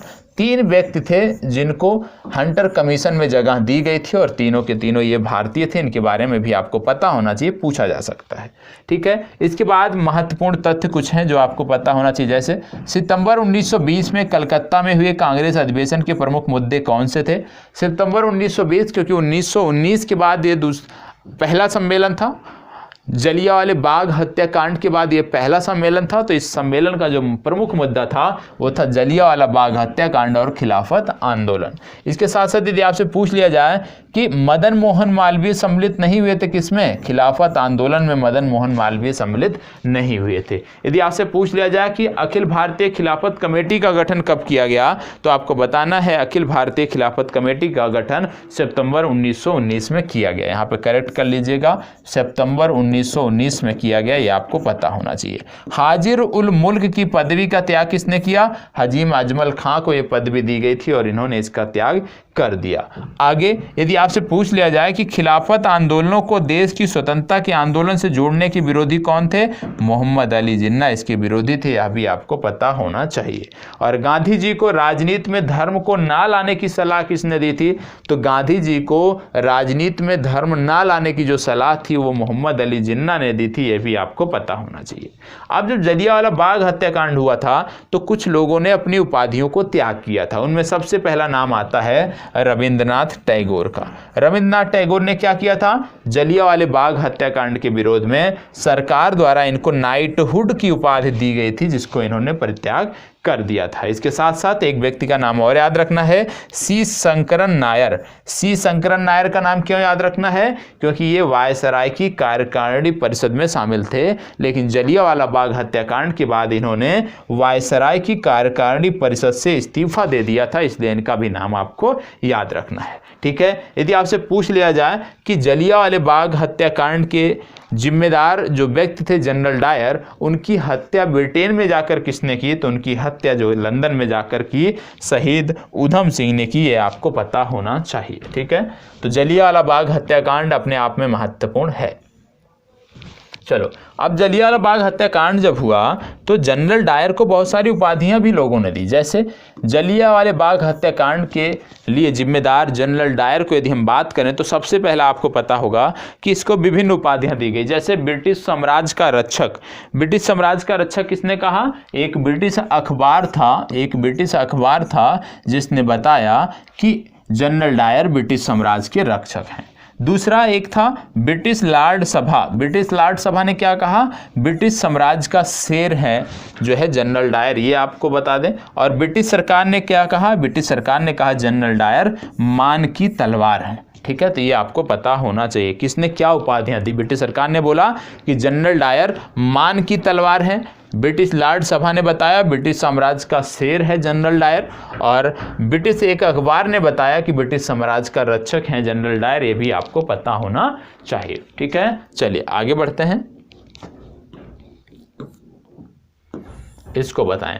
अब बात हम कर रहे हैं खिलाफत आंदोलन की। ठीक है, बात हो रही है खिलाफत आंदोलन की, तो चलिए खिलाफत आंदोलन के बारे में देख लेते हैं। खिलाफत आंदोलन की जब हम बात करते हैं तो सबसे पहले आपको पता होना चाहिए कि खिलाफत आंदोलन में सबसे पहला जो आपको याद रखना है वो आता है कि खिलाफत कमेटी, एक खिलाफत कमेटी थी। ठीक है, और खिलाफत कमेटी के जो प्रमुख सदस्य थे कौन थे, अबुल कलाम आज़ाद, हकीम अजमल खान, डॉक्टर अंसारी, हसरत मोहानी और शौकत अली और मोहम्मद अली, ये कौन थे, ये खिलाफत कमेटी के प्रमुख सदस्य थे, ये आपको पता होना चाहिए। खिलाफत कमेटी की यदि हम बात करें तो शौकत अली और मोहम्मद अली का नाम आपको प्रमुख रूप से याद रखना है। प्रारंभ करने का कारण क्या था, खिलाफत आंदोलन प्रारंभ करने का कारण क्या था, इसका कारण था ब्रिटिश सरकार द्वारा प्रथम विश्व युद्ध की समाप्ति के बाद तुर्की साम्राज्य का विघटन। ब्रिटिश सरकार ने प्रथम विश्व युद्ध समाप्त होने के बाद जो तुर्की खलीफा था, तुर्की जो साम्राज्य था, उसका विभाजन कर दिया था, विघटन कर दिया था, ये आपको पता होना चाहिए। तुर्की के सुल्तान इस्लामी साम्राज्य के खलीफा, ये आपको पता होना चाहिए, ये होते हैं, ये भारतीय मुसलमान का विचार था। भारतीय मुसलमान ऐसा मानते थे कि तुर्की के जो सुल्तान हैं वो इस्लामी साम्राज्य के खलीफा हैं, और जब तुर्की का विभाजन हुआ तो इसको लेकर भारतीय मुसलमानों में भी चिंता जाहिर हुई और इन्होंने अंग्रेज़ों के खिलाफ बातें करना शुरू कर दिया। इसके बाद क्या हुआ कि भारतीय मुसलमानों द्वारा तुर्की के ऑटोमन साम्राज्य की रक्षा और खलीफा को बनाए रखने हेतु आंदोलन प्रारंभ कर दिया। जब उन्हें लगा कि अब ब्रिटिश सरकार तुर्की का विभाजन करना जा रही है, खलीफा का जो पद है वो समाप्त हो जाएगा, तो इन्होंने उसकी रक्षा के लिए और उस पूरे साम्राज्य को बनाए रखने के लिए आंदोलन करना प्रारंभ कर दिया, ये आपको पता होना चाहिए। आगे आपको देखने को मिलता है 23 नवंबर 1919 को दिल्ली में खिलाफत कमेटी के सम्मेलन की अध्यक्षता जो है महात्मा गांधी ने की थी, ये भी आपको पता होना चाहिए। तो याद रखना है 23 नवंबर वर्ष 1919 को दिल्ली में खिलाफत कमेटी की एक बैठक हुई थी जिसकी अध्यक्षता महात्मा गांधी ने की थी। तो खिलाफत आंदोलन का यदि हम पूछ लें कि उसके प्रारंभ होने का कारण क्या था, प्रमुख कारण, तो इसका प्रमुख कारण वही था कि किस प्रकार से प्रथम विश्व युद्ध समाप्त हुआ था और इसके बाद ब्रिटिश सरकार जो थी वो तुर्की का जो विभाजन करना चाहती थी, ऑटोमन साम्राज्य का विभाजन करना चाहती थी और इससे खलीफा का जो पद था वो भी समाप्त हो जाता, जिसको लेकर भारतीय मुसलमानों में चिंता थी। और इसी को लेकर उन्हें ऑटोमन साम्राज्य को सुरक्षित रखने के लिए, खलीफा के पद को बनाए रखने के लिए इन्होंने यह एक नया संगठन बनाया था। आगे बढ़ते हैं। आगे आपको देखने को मिलता है असहयोग आंदोलन। ठीक है, खिलाफत के बाद अगला प्रमुख आ जाता है असहयोग। ठीक है, अब असहयोग आंदोलन की बात हो रही है तो आइए देख लेते हैं असहयोग आंदोलन में कुछ चीज़ों को। असहयोग आंदोलन सबको पता होगा। सबसे पहली बात, असहयोग आंदोलन में आती है प्रारंभ तिथि। तो असहयोग आंदोलन 1 अगस्त 1920 को महात्मा गांधी द्वारा प्रारंभ किया गया था। कब किया गया था? 1 अगस्त 1920 को महात्मा गांधी द्वारा प्रारंभ किया गया था। ठीक है, अब महात्मा गांधी ने प्रारंभ किया था तो आपको बता दें, इसमें कुछ चीज़ें और पता होना चाहिए, जैसे कि कहाँ से। सबसे पहली बात, कांग्रेस के 2 अधिवेशन हुए थे। एक अधिवेशन था विशेष जो कि कलकत्ता में हुआ था, और जो वार्षिक अधिवेशन था ये हुआ था नागपुर में। ठीक है, तो कांग्रेस के जो दोनों अधिवेशन थे, जो विशेष अधिवेशन हुआ वर्ष 1920 में सितंबर में और जो दूसरा 1920 में दिसंबर में हुआ, इन दोनों अधिवेशनों में असहयोग के प्रस्ताव को पारित किया गया। ठीक है, ये जो विशेष वाला अधिवेशन था जो कलकत्ता में हुआ था, 1 मिनट दीजिएगा समय, माइक गिर गया है।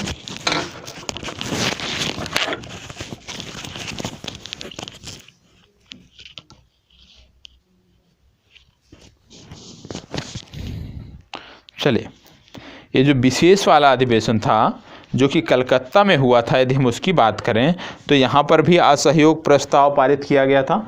और यहाँ पे जो असहयोग प्रस्ताव दिया गया था, इसके प्रस्तावक थे कौन? महात्मा गांधी। ये आपको पता होना चाहिए। तो याद रखना है, कांग्रेस के विशेष अधिवेशन कलकत्ता में जो सितंबर 1920 में हुआ था, वहाँ पर असहयोग प्रस्ताव को प्रस्तावित किया था किसने? महात्मा गांधी ने। और इसके विरोध किसने किया था? CR दास ने वर्तमान समय में इसका विरोध उस समय किया था। लेकिन जो वार्षिक अधिवेशन हुआ नागपुर में दिसंबर 1920 में जो अधिवेशन हुआ, यहाँ पर असहयोग प्रस्ताव जो था वो CR दास द्वारा प्रस्तावित किया गया था। मतलब हालांकि CR दास ने पहले सितंबर माह में इसका विरोध किया था, लेकिन 1920 के दिसंबर माह में खुद इन्होंने इस प्रस्ताव को पेश किया था। ये आपको पता होना चाहिए। तो याद रखना है, कांग्रेस का जो अधिवेशन था वार्षिक और विशेष, इन दोनों में कांग्रेस के अधिवेशनों में असहयोग का प्रस्ताव पारित किया गया था। आगे बात करते हैं इसकी सफलताओं के बारे में। तो आपको देखने को मिलता है, जनता के मन से ब्रिटिश शक्ति का भय हट गया। इस आंदोलन का इस तरह से प्रसार हुआ, लोग इस तरह से इससे जुड़े कि जनता में अंग्रेजों के जो जुर्म का डर था वो धीरे धीरे समाप्त हो गया, ब्रिटिश शक्ति का भय हट गया। पहली बार देश की जनता संगठित हुई। यहाँ पे देखने को मिलता है कि असहयोग आंदोलन के दौरान देश की जनता संगठित हुई, जनता को आधुनिक राजनीति से परिचित कराया गया और जनता में आज़ादी की भूख भी जगाई गई। कहने का मतलब है, असहयोग आंदोलन के माध्यम से जहाँ सभी वर्गों को जोड़ा गया, पूरे भारत में इसका प्रसार किया गया, लोग इससे जुड़े और इससे ब्रिटिश शासन का जो डर था लोगों में, वो डर समाप्त हुआ। और डर समाप्त होने के कारण जनता में आज़ादी की भूख जगी। और उसके बाद क्या देखने को मिलता है कि उसके बाद एक कांड हो गया जिसको बोलते हैं चौरी चौरा कांड। चौरी चौरा कांड हुआ 4 फरवरी 1922 को गोरखपुर जिले में हुआ। चौरी चौरा नामक स्थान पे हुआ, गोरखपुर उत्तर प्रदेश में पड़ता है। यहाँ पे क्या हुआ कि एक भीड़ ने, पहले भीड़ पर पुलिस ने लाठियां भाजी थी, बाद में क्या किया, उसी आक्रोशित भीड़ ने थाने पर जो सिपाही थे उनको बंद करके वहां पे आग लगा दी और यहाँ पे बहुत सारे पुलिसकर्मी मारे गए। और 12 फरवरी 1922 को आंदोलन स्थगित करने का निर्णय लिया। फिर महात्मा गांधी ने इसको स्थगित कर दिया। क्यों? क्योंकि अब ये क्या था, हिंसक हो गया था। और महात्मा गांधी का प्रयास क्या था, आंदोलन अहिंसक हो। तो आंदोलन हिंसक होने के नाते महात्मा गांधी ने इसका परित्याग कर दिया था, इसको स्थगित करने के बाद कर दी थी। ये आपको पता होना चाहिए। ये तो हो गया असहयोग के बारे में। अब असहयोग के बारे में यदि हम उसके बाद के महत्वपूर्ण तथ्यों की बात करें तो यहाँ पे 2 चीज़ और देख लीजिएगा कि उपाधियों का त्याग किसने किया। महात्मा गांधी ने यहाँ पे कैसर-ए-हिंद की उपाधि त्याग दी और राय बहादुर की उपाधि जमनलाल बजाज ने त्यागी थी, आपको पता होना चाहिए। महत्वपूर्ण तथ्यों की बात आती है। महत्वपूर्ण तथ्यों में यदि हम बात करें तो जो ये असहयोग आंदोलन था, इसको बहुत सारे लोगों ने बहुत कुछ कहा था। जैसे डॉक्टर मुंजे द्वारा गांधी जी के खिलाफ निंदा प्रस्ताव लाया गया, ठीक है। असहयोग आंदोलन के चलते डॉक्टर मुंजे द्वारा गांधी जी के खिलाफ निंदा प्रस्ताव लाया गया। दूसरा याद रखना है, रविंद्रनाथ टैगोर ने कहा था विदेशी वस्तुओं को जलाना अविवेकी या निष्ठुर बर्बादी है। मतलब रविंद्रनाथ टैगोर इस आंदोलन से खुश नहीं थे, ठीक है। इसके बाद वर्ष 1921 में आपको देखने को मिलता है कि काशी विद्यापीठ की स्थापना की गई बनारस में। 1920 में देखने को मिलता है गुजरात विद्यापीठ की स्थापना अहमदाबाद में की गई। 1920 में ही जामिया मिलिया की स्थापना की गई अलीगढ़ में, जिसको दिल्ली ट्रांसफ़र कर दिया गया, स्थानांतरित कर दिया गया। और वर्ष 1916 में बनारस हिंदू विश्वविद्यालय की स्थापना की गई। तो यदि आपसे पूछ लिया जाए कि बनारस हिंदू विश्वविद्यालय और काशी विद्यापीठ की स्थापना में किसकी पहले हुई, तो सबसे पहले 1916 में बनारस हिंदू विश्वविद्यालय की, बाद में काशी की हुई थी, आपको पता होना चाहिए। और इसके बाद आपको देखने को मिलता है, क्योंकि जब असहयोग वापस लिया गया, बहुत सारे लोग इससे नाखुश थे, बहुत सारे पार्टी के नेता, बहुत सारे संगठन के लोग इससे नाखुश थे, महात्मा गांधी के इस फैसले से खुश नहीं थे, तो उन्होंने अलग संगठन की बात कर ली। अलग विचारों में मतभेद होने के कारण उन्होंने अलग संगठन को बनाया। और आज आप देखने को मिलता है कि स्वराज पार्टी का गठन वर्ष 1923 में किया गया। और स्वराज पार्टी की स्थापना कब हुई? वर्ष 1923 में। मुख्य उद्देश्य क्या था? इसका मुख्य उद्देश्य था चुनाव के माध्यम से काउंसिल में प्रवेश कर तथा उन्हें काम न करने देकर वर्ष 1919 के भारत सरकार अधिनियम का उच्छेदन करना। मुख्य रूप से इसका था, कुछ लोग ऐसे थे कांग्रेस पार्टी में उस समय जो चाहते थे कि जो स्थानीय प्रांतीय चुनाव आ रहे हैं उसमें भाग लिए जाएं, लेकिन कुछ लोग उससे सहमत नहीं थे। तो जो लोग सहमत थे वो तो वहीं पे रह गए कांग्रेस में, जो लोग सहमत नहीं थे उन्होंने एक अलग पार्टी बना ली, जिसको आप स्वराज पार्टी के नाम से जानते हो। और इनका उद्देश्य था कि मुख्य रूप से काउंसिलों में प्रवेश करना है और काउंसिलों में प्रवेश करके इसके बाद अपनी बातों को मनवाना है, अपने अधिकारों के लिए प्रयास करना है। तो स्वराज पार्टी की संस्थापक सदस्यों में यदि हम बात करें तो CR दास का प्रमुख नाम आता है और मोतीलाल नेहरू। तो CR दास और मोतीलाल नेहरू ने स्वराज पार्टी का गठन किया था। इनके अन्य प्रमुख नेताओं में श्रीनिवास अयंगर भी प्रमुख थे, आपको पता होना चाहिए। महत्वपूर्ण उपलब्धि क्या रही कि वर्ष 1925 में विट्ठल भाई पटेल सेंट्रल लेजिस्लेटिव असेंबली के अध्यक्ष चुने गए, ये इनकी महत्वपूर्ण उपलब्धि थी। इसके बाद दो नाम आपको देखने को मिलता है, एक देखने को मिलता है चित्तरंजन दास, एक देखने को मिलता है मोतीलाल नेहरू। चित्तरंजन दास की बात करें तो देशबंधु इनको कहा जाता है, ठीक है। इनकी उपाधि थी देशबंधु। इंग्लैंड में इन्होंने पढ़ाई की थी और वकील के रूप में सबसे बड़ी सफलता इनकी यह थी कि अलीपुर बम कांड केस हुआ था जिसमें इन्होंने अरविंद घोष को बचा लिया था, ठीक है। मोतीलाल नेहरू की यदि हम बात करें तो 16 दिसंबर 1922 को इंडिपेंडेंट पार्टी या स्वराज पार्टी की इनके द्वारा स्थापना की गई, बनाने का निर्णय लिया गया था। और मदन मोहन मालवीय भी इनमें साथ थे, आपको पता होना चाहिए, ठीक है। चलिए, ये तो हो गई बातें स्वराज पार्टी की, किस प्रकार से विचारों में मतभेद होने के चलते एक अलग पार्टी का गठन किया गया था और इसका उद्देश्य था कि काउंसिलों में प्रवेश के माध्यम से हम अपनी बातों को आसानी से मनवा सकते हैं, और उसी दिशा में इन्होंने कार्य करने की बात की। फिर बात आती है साइमन कमीशन। साइमन कमीशन वर्ष 1927 में भारत आया था, सबको पता होगा। तो साइमन कमीशन के बारे में भी अब हमें बात करनी है, ठीक है। तो चलिए अब साइमन कमीशन के बारे में हम चीज़ों को देख लेते हैं।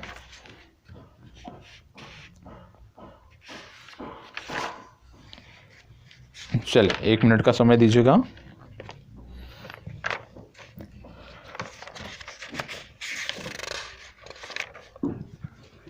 चलिए, साइमन कमीशन की बात हो रही है। सबसे पहली बात, वर्ष 1919 के मॉन्टेग्यू चेम्सफोर्ड सुधार रिपोर्ट गठन का प्रावधान कब हुआ? गठन का प्रावधान हुआ 1919 के मॉन्टेग्यू चेम्सफोर्ड रिपोर्ट में। वर्ष 10वें वर्ष पर इसकी समीक्षा हेतु एक संवैधानिक आयोग के गठन करने की बात थी, ठीक है। लेकिन यह आयोग पहले गठन कर दिया गया था और इसी को साइमन कमीशन नाम दिया गया था। इसकी नियुक्ति कब की गई थी? इसकी नियुक्ति की गई थी नवंबर 1927 में तत्कालीन ब्रिटिश प्रधानमंत्री स्टेनली बाल्डविन द्वारा, ठीक है। भारतीय सांविधिक आयोग या साइमन कमीशन आयोग इसको कहा जाता है। अब इसके बाद बात आती है कि जो साइमन कमीशन था इसकी संरचना क्या थी। तो इसकी संरचना में यदि हम बात करें तो अध्यक्ष सहित कुल 7 सदस्य थे। सभी सदस्य अंग्रेज थे और क्लीमेंट इटली भी इनमें से एक सदस्य थे। इसके अध्यक्ष थे जॉन साइमन। और इसी बात को लेकर भारतीयों ने इसका विरोध किया था कि जो साइमन कमीशन है ये श्वेत कमीशन है, क्योंकि किसी भी भारतीय को इसमें जगह नहीं दी गई है। अध्यक्ष सहित कुल 7 लोग हैं और सभी 7 के 7 सदस्य जो है वो फॉरेन के हैं, ब्रिटेन से बिलोंग करते हैं, इंग्लैंड से बिलोंग करते हैं। इसके बाद आपको देखने को मिलता है विरोध। विरोध का कारण क्या रहा, जैसे मैंने आपको बताया सभी सदस्य गैर भारतीय हैं, इसीलिए इसको श्वेत कमीशन की संज्ञा दी गई। कांग्रेस द्वारा मद्रास अधिवेशन दिसंबर 1927 में साइमन कमीशन के विरोध करने का निर्णय लिया गया। 3 फरवरी 1928 को साइमन कमीशन का बम्बई आगमन हुआ और देशव्यापी हड़ताल का आयोजन किया गया। यहाँ पे नारा दिया गया साइमन कमीशन वापस जाओ। ठीक है, ये तो हो गया विरोध। आपने देखा गठन क्यों किया गया, मांटेगू चेम्सफोर्ड सुधार पर प्रत्येक 10 वर्ष में एक समीक्षा करनी थी और उसी समीक्षा को लेकर इसका गठन किया गया था। नियुक्ति में आपने देखा कि तत्काल प्रधानमंत्री स्टैनली बॉल्डविन द्वारा इसकी नियुक्ति की गई थी। संरचना में आपने देखा अध्यक्ष सहित कुल 7 सदस्य थे। विरोध में आपने देखा क्योंकि सभी के सभी सदस्य जो थे वो क्या थे, वो गैर श्वेत थे, श्वेत सदस्य थे, इसी के चलते इसका विरोध हो रहा था। ठीक है, इसके बाद आपको देखने को मिलता है एक महत्वपूर्ण घटना कि लाला लाजपत राय का संदर्भ। लाला लाजपत राय जो हैं ये साइमन कमीशन के विरोध के जुलूस का नेतृत्व कर रहे थे। पुलिस वालों ने गंभीर रूप से यहाँ पे इनको चोट पहुंचाई, लाठीचार्ज हुआ जिसमें घायल हुए और इसी के चलते अंततः इनकी मृत्यु हो गई और पंजाब के प्रमुख राजनीतिक नेता के रूप में ये सामने रहे और इनकी उपाधि थी पंजाब केसरी, ये भी आपको पता होना चाहिए। ठीक है, तो लाला लाजपत राय की मृत्यु जो है साइमन कमीशन के दौरान किए जा रहे विरोध प्रदर्शनों के बाद हुई थी, जब इनको घायल अवस्था में अस्पताल में भर्ती कराया गया था और वहीं पर उन्होंने दम तोड़ दिया था। तो यह आपको पता होना चाहिए। इसके बाद बात आती है नेहरू रिपोर्ट। नेहरू रिपोर्ट क्या है, साइमन कमीशन के प्रत्युत्तर में तैयार की गई थी। सर्वदलीय समिति थी जिसके अध्यक्ष थे मोतीलाल नेहरू, इन्हीं के द्वारा तैयार किया गया था और सचिव थे जवाहरलाल नेहरू। इसमें कुल 9 सदस्य थे जिन्होंने पूर्ण स्वतंत्रता के स्थान पर डोमिनियन स्टेट की मांग की, सांप्रदायिक आधार पर पृथक निर्वाचन, मंडलों के स्थान पर अल्पसंख्यकों हेतु आरक्षित स्थानों के लिए संयुक्त निर्वाचन क्षेत्रों के प्रस्ताव की इन्होंने बात की और मौलिक अधिकारों का प्रावधान प्रस्तावित संविधान में रखने की बात की। तो कहने का मतलब है कि जब साइमन कमीशन आप कह सकते हो फेल हुआ तो उसके बाद एक नेहरू रिपोर्ट प्रस्तुत की गई और नेहरू रिपोर्ट जब प्रस्तुत की गई उसमें आपके देखने को मिलते हैं कुल 9 सदस्य थे जिसके अध्यक्ष थे मोतीलाल नेहरू और सचिव थे जवाहरलाल नेहरू। इन्होंने फिर अपनी कुछ मांगे रखी जिनमें डोमिनियन स्टेट्स की मांग की गई, जिनमें सांप्रदायिक आधार पर जो पृथक निर्वाचन मंडल था उसके आधार पर अल्पसंख्यकों हेतु आरक्षित स्थानों के लिए संयुक्त निर्वाचन की व्यवस्था की मांग की गई, मौलिक अधिकारों के प्रावधान की बात की गई। ये मांगे की गई किसके द्वारा, नेहरू रिपोर्ट के द्वारा की गई, ये आपको पता होना चाहिए। इसके बाद बात आता है कांग्रेस का लाहौर अधिवेशन और पूर्ण स्वराज प्रस्ताव। कांग्रेस का लाहौर अधिवेशन और पूर्ण स्वराज प्रस्ताव वर्ष 1929 की घटना है।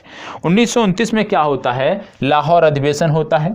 आयोजन स्थल दिसंबर 1929 कहाँ पर, लाहौर में।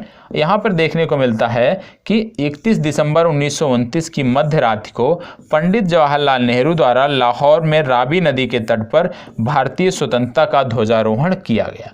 ये आपको याद रखना है कि 31 दिसंबर 1929 की मध्य रात्रि को पंडित जवाहरलाल नेहरू द्वारा लाहौर में रावी नदी के तट पर भारतीय स्वतंत्रता का ध्वजारोहण किया गया।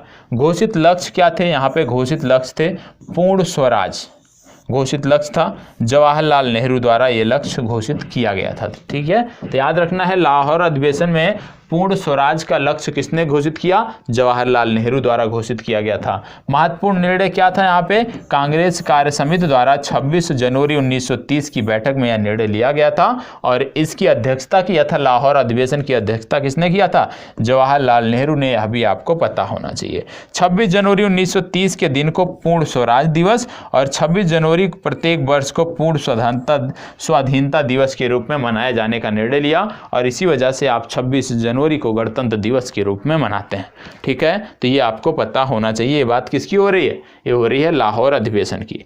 लाहौर अधिवेशन के बाद यदि हम बात करें तो इसके घोषित संकल्प क्या थे? गोलमेज सम्मेलनों से कोई लाभ नहीं है, अखिल भारतीय कांग्रेस जब उचित समझेगी नागरिक अवज्ञा आंदोलन प्रारंभ करेगी, और इन्होंने नेहरू कमेटी की डोमिनियन राज्य के दर्जे की योजना को समाप्त कर दिया, क्योंकि अब यहाँ पे पूर्ण स्वतंत्रता की बात की जाने लगी। इसके बाद स्वराज शब्द का अर्थ क्या था? पूर्ण स्वतंत्रता। ये आपको पता होना चाहिए। अब यहाँ पे बात आती है महत्वपूर्ण घटना की, सविनय अवज्ञा आंदोलन की, वर्ष 1930 की। सविनय अवज्ञा आंदोलन की यहाँ पे बात हो रही है। सविनय अवज्ञा आंदोलन की जब हम बात करते हैं तो कुछ चीज़ें आपको पता होना चाहिए। जैसे सबसे पहले दांडी मार्च हुआ कब? 12 मार्च 1930 को साबरमती आश्रम अहमदाबाद से प्रारंभ किया गया था। सविनय अवज्ञा आंदोलन की यदि हम बात करें तो 6 अप्रैल 1930 को दांडी से प्रारंभ हुआ था। ये आपको पता होना चाहिए। अब इसमें कुछ चीज़ें और हैं जैसे आपको पता होना चाहिए कि सबसे पहले यदि आपसे पूछ लिया जाए कि सविनय अवज्ञा आंदोलन के दौरान उत्तरी बिहार के सारण जिले में प्रदर्शन हुआ, कहाँ पे? चौकीदारी टैक्स के विरोध में प्रदर्शन हुआ था। दांडी मार्च कहाँ पे शुरू किया गया? नमक कानून तोड़ने हेतु शुरू किया गया था। गांधी जी की यदि हम बात करें तो गांधी जी ने 1932 में, सितंबर 1932 में अखिल भारतीय छुआछूत विरोधी लीग की स्थापना की, और आपको पता होगा गांधी जी ने हरिजन नामक एक साप्ताहिक पत्र भी यहीं से निकालना प्रारंभ किया था। तो ये तो हो गई महात्मा गांधी के बारे में बात, सविनय अवज्ञा आंदोलन के बारे में बात। ठीक है, अब ये चीज़ें आपको तभी समझ में आएंगी जब आपको बेसिक पता होगा, जब आपको बेसिक जानकारी होगी, कम से कम 1 से 2 बार आपने पढ़ा होगा, तब तो ये आपके लिए उपयोगी है, अन्यथा ये आपके लिए सेशन उपयोगी नहीं है। आगे बात करते हैं तो महात्मा गांधी गिरफ्तार कब हुए? 5 मई 1930 को। इन्हें एरवदा जेल में रखा गया। ठीक है, गांधी जी को गिरफ्तारी के बाद एरवदा जेल में रखा गया, और यहाँ पर गिरफ्तारी के बाद अब्बास तैयब जी ने आंदोलन का नेतृत्व संभाला। फिर जब अब्बास तैयब जी भी गिरफ्तार हो गए तो उसके बाद सरोजनी नायडू द्वारा धरसना नमक गोदाम पर धावे का नेतृत्व किया गया। कहने का मतलब है कि जब महात्मा गांधी ने नेतृत्व किया, उसके बाद महात्मा गांधी की गिरफ्तारी हुई तो अब्बास तैयब जी ने आंदोलन का नेतृत्व किया, और अब्बास तैयब जी की गिरफ्तारी के बाद सरोजनी नायडू द्वारा इसका नेतृत्व किया गया था। ये आपको पता होना चाहिए। ठीक है, उत्तरी पश्चिमी सीमा पर यदि हम बात करें तो खुदाई खिदमतगार संगठन द्वारा अपना विस्तार किया जा रहा था, और यहाँ पे देखने को मिलता है कि खान अब्दुल गफ्फार खान, इनका नाम आपको पता होगा, जिनके द्वारा इस विरोध को आगे बढ़ाया जा रहा था। मणिपुर में यदि हम बात करें तो रानी गैंडिल्यू, जो कि एक नगा जनजाति की महिला थी, इनके द्वारा मणिपुर में आंदोलन किया जा रहा था। तो कहने का मतलब है उत्तरी पश्चिमी सीमा प्रांत पर खुदाई खिदमतगार संगठन, जिसके संस्थापक थे खान अब्दुल गफ्फार खान द्वारा, मणिपुर में रानी गैंडिल्यू द्वारा, और पूरे भारत में यदि हम बात करें, मध्य भारत में बात करें तो यहाँ पे आपको देखने को मिलता है सरोजनी नायडू, अब्बास तैयब और गांधी जी द्वारा इसका नेतृत्व किया जा रहा था। तो ये आपको समझने की ज़रूरत है कि सविनय अवज्ञा आंदोलन के दौरान किस तरह से घटनाक्रम हुए। सबसे पहले महात्मा गांधी की गिरफ्तारी हुई, उनको गिरफ्तार कर एरवदा जेल भेजा गया। उसके बाद अब्बास तैयब जी की गिरफ्तारी हुई, और अब्बास तैयब जी की गिरफ्तारी के बाद सरोजनी नायडू ने इसका नेतृत्व संभाला, और उत्तर और पश्चिमी प्रांत में, सीमा प्रांत पर खुदाई खिदमतगार संगठन, जिसके प्रमुख थे आप कह सकते हो खान अब्दुल गफ्फार, उनके द्वारा नेतृत्व संभाला गया। मणिपुर में सविनय अवज्ञा आंदोलन के दौरान जो नेतृत्व था वो आप कह सकते हो रानी गैंडिल्यू द्वारा संभाला गया, जो कि नागा जनजाति से संबंधित एक महिला थी। ठीक है, और इनके नाम पर अभी हाल ही में एक संग्रहालय भी बनाया जा रहा है, जिसके बारे में करंट अफेयर्स में हमने चर्चा की है। अब बात हो रही है गांधी इरविन समझौता। गांधी इरविन समझौता भी अपने आप में महत्वपूर्ण है। क्यों महत्वपूर्ण है, आइए देखते हैं। गांधी इरविन की यदि हम बात करें तो ये जो समझौता हुआ था, इसके मध्यस्थ थे तेज बहादुर सप्रू और M.R. जयकर। ठीक है, फरवरी 1931 में प्रारंभ किया गया था। कहाँ पर? दिल्ली में यह वार्ता प्रारंभ की गई थी। समझौते की जो तिथि थी वो थी 5 मार्च 1931, और यहाँ पे आपको बता दें सरोजनी नायडू ने गांधी और इरविन को 2 महात्मा कहा था। पूछा जा सकता है, कई बार प्रारंभिक परीक्षा में पूछा है कि किसके द्वारा यह बोला गया था कि गांधी और इरविन 2 महात्मा हैं। तो गांधी और इरविन 2 महात्मा हैं, ये बोला गया था किसके द्वारा? सरोजनी नायडू के द्वारा। ये आपको पता होना चाहिए। गांधी इरविन समझौते के बिंदु के बारे में यदि हम बात करें तो यहाँ से कुछ चीज़ें हैं जो आपको देखनी है। सबसे पहले, गांधी जी के नेतृत्व में कांग्रेस सविनय अवज्ञा आंदोलन स्थगित करने को तैयार हुआ था। सभी युद्ध बंदियों जिनके विरुद्ध हिंसा का आरोप नहीं था को रिहा करने का आदेश हुआ था।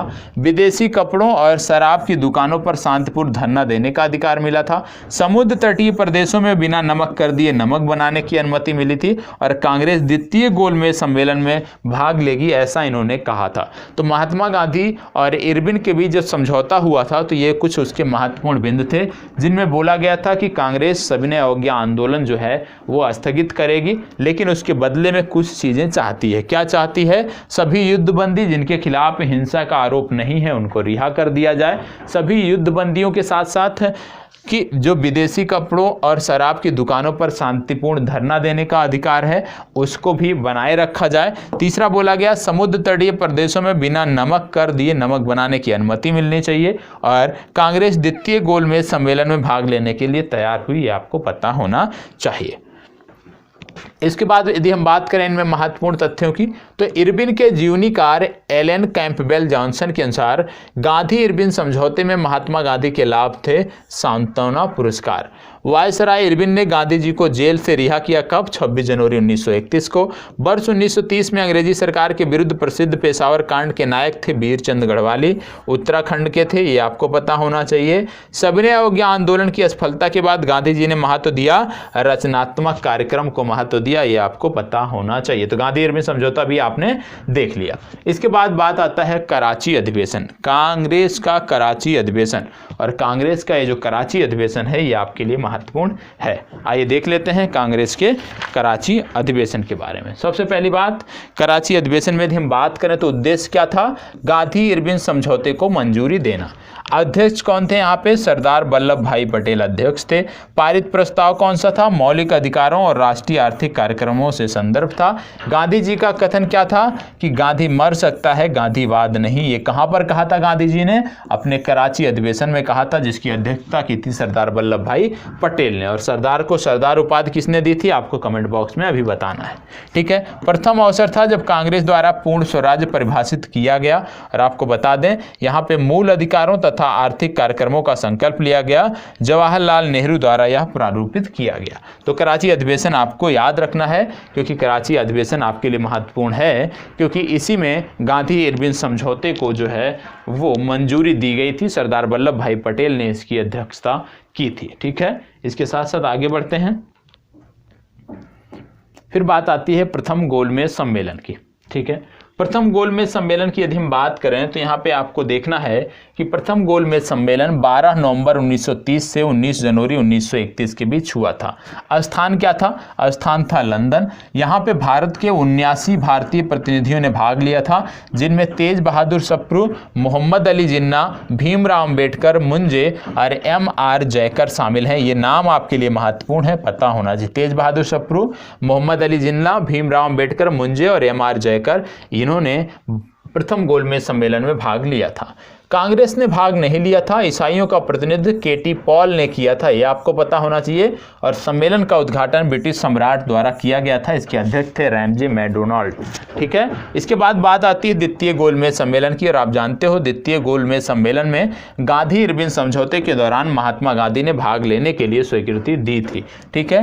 तो यहाँ पे आपको देखने को मिलता है 7 सितंबर 1931 से 1 दिसंबर 1931 तक हुआ। इसमें भागीदारी किसकी थी? सरोजनी नायडू, एनी बेसेंट, मदन मोहन मालवीय, गांधी जी कांग्रेस के एकमात्र प्रतिनिधि थे, ठीक है। गांधी जी जो कि कांग्रेस के एकमात्र प्रतिनिधि थे, ये MS राजपूताना जलपोत से लंदन गए थे और लंदन के किंग्सले हॉल में ठहरे हुए थे।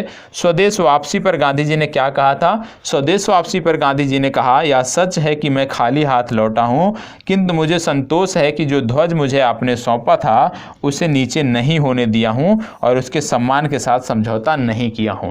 क्योंकि गांधी इरविन जो द्वितीय आप कह सकते हो गोलमेज सम्मेलन था वो सफल नहीं था। कुछ चीज़ों के लेकर महात्मा गांधी संतुष्ट नहीं थे, महात्मा गांधी में रोष था। तो महात्मा गांधी ने यहाँ पर ये बात कही थी कि भले ही मैं खाली हाथ आया हूँ, लेकिन मैंने अपने भारत की जो आप कह सकते हो भारत का जो मान है, जो सम्मान है, उसको मैंने गिरने नहीं दिया और उससे कोई समझौता नहीं किया है।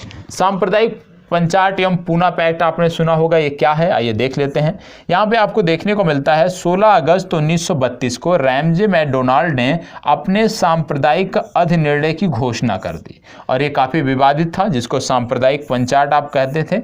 क्या था ये? दलितों को भी अल्पसंख्यक मानकर हिंदुओं से अलग कर दिया गया था। किसके अंतर्गत? सांप्रदायिक पंचाट के अंतर्गत। गांधी जी ने अपना पहला आमरण अनशन भी यहीं पर प्रारंभ किया था। किसके विरुद्ध? सांप्रदायिक निर्णय के विरुद्ध। और 24 सितंबर 1932 को भीमराव अंबेडकर और गांधी जी के अनुयायियों के मध्य हुए समझौते को कहा जाता है पूना समझौता, क्योंकि पूना समझौता जो है वो कम्युनल अवार्ड सांप्रदायिक पंचाट के विरुद्ध था, उसको समाप्त करने के लिए था। और जब ये समाप्त हुआ उसी के बाद ही महात्मा गांधी ने अपना पहला आमरण अनशन समाप्त किया था। किनके बीच हुआ था? इसको पूना पैक्ट के नाम से जाना जाता है, पूना समझौते के नाम से जाना जाता है, और महात्मा गांधी और भीमराव अंबेडकर के बीच हुआ था। तो ये आपको पता होना चाहिए। आगे बढ़ते हैं। इसमें आपको देखने को मिलता है कि पूना समझौता 24 सितंबर 1932 को हस्ताक्षरित हुआ। दलितों की ओर से डॉक्टर अंबेडकर, हिंदुओं की ओर से मदन मोहन मालवीय, और महात्मा गांधी ने पूना समझौते पर हस्ताक्षर नहीं किया है। इसको भी याद रखना फैक्ट। क्या? कि महात्मा गांधी ने पूना समझौते पर हस्ताक्षर नहीं किया है। हालांकि समझौता महात्मा गांधी और भीमराव अंबेडकर के बीच हुआ था, लेकिन महात्मा गांधी ने इस पर सिग्नेचर नहीं किया है। इस पर हिंदुओं की तरफ से मदन मोहन मालवीय ने समझौता किया है। ये फैक्ट आपको याद रखना है, ठीक है। इसके बाद तृतीय गोलमेज सम्मेलन हुआ 17 नवंबर 1932 से लेकर 1932 में ही समाप्त हुआ। कांग्रेस द्वारा सम्मेलन का बहिष्कार किया गया। तो कांग्रेस की यदि हम बात करें तो कांग्रेस ने सिर्फ और सिर्फ द्वितीय गोलमेज सम्मेलन में भाग लिया था, जहां पर महात्मा गांधी एकमात्र प्रतिनिधि के रूप में गए हुए थे। तो ये आपको याद रखना है, पहले और तृतीय सम्मेलन में कांग्रेस ने भाग नहीं लिया था। अब बात आती है Congress socialist party 1934। Congress socialist party की यदि हम बात करें तो आपको देखने को मिलता है ऑल इंडिया कांग्रेस, इसका नाम था all India Congress socialist party. मई 1934 में इसकी स्थापना हुई थी पटना में, और कांग्रेस समिति की बैठक के दौरान कुछ सदस्यों ने एक अलग बैठक की थी, और उसी अलग बैठक के दौरान all India Congress socialist party की स्थापना को औपचारिक मान्यता दी गई थी। अक्टूबर-नवंबर 1934 की बात है, बंबई में जब नीतियां और कार्य इसकी स्थापित किए गए। इसके महासचिव बनाए गए जयप्रकाश नारायण और अध्यक्ष थे नरेंद्र देव। तो उतना महत्वपूर्ण नहीं है, लेकिन आपको सिर्फ अध्यक्ष और महासचिव आपको पता होने चाहिए। फिर बात आता है जयप्रकाश नारायण, ये आपके लिए महत्वपूर्ण है, ठीक है। जयप्रकाश नारायण जी का नाम हमेशा बड़े सम्मान के साथ लिया जाता है। तो जयप्रकाश नारायण जी की यदि हम बात करें तो वर्ष 1934 में अखिल भारतीय कांग्रेस समाजवादी पार्टी के संयोजन में, जो आप कह सकते जो पटना में हुआ था, वहां पर इन्होंने भाग लिया था। ये आपको पता होना चाहिए, ठीक है। अखिल भारतीय कांग्रेस समाजवादी पार्टी के ये संयोजक बने थे। कहां पर? पटना में बने थे ये इसके संयोजक।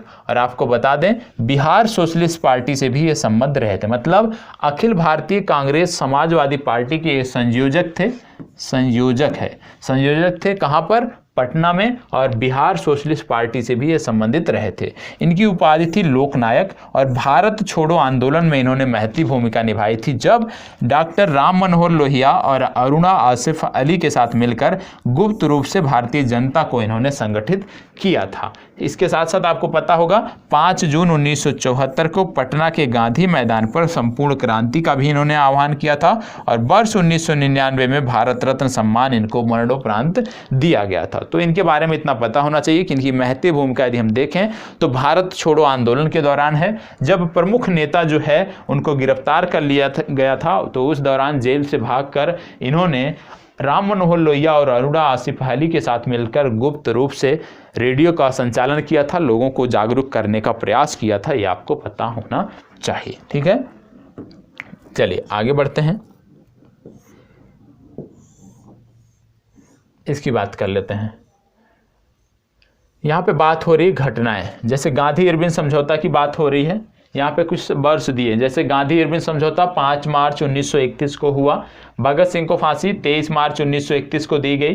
कांग्रेस का कराची अधिवेशन 26 से 31 मार्च 1931 को हुआ, और पूना समझौता जो है 24 सितंबर 1932 को हुआ। कुछ डेट हैं जो आपको पता होना चाहिए। यहाँ भी कुछ डेट इसी तरह से दिए हुए हैं, उतने महत्वपूर्ण नहीं है, आप देख सकते हैं, ठीक है। अब इसकी बात हम कर लेते हैं। प्रांतीय चुनाव और मंत्रिमंडल का गठन 1937 की बात होती है।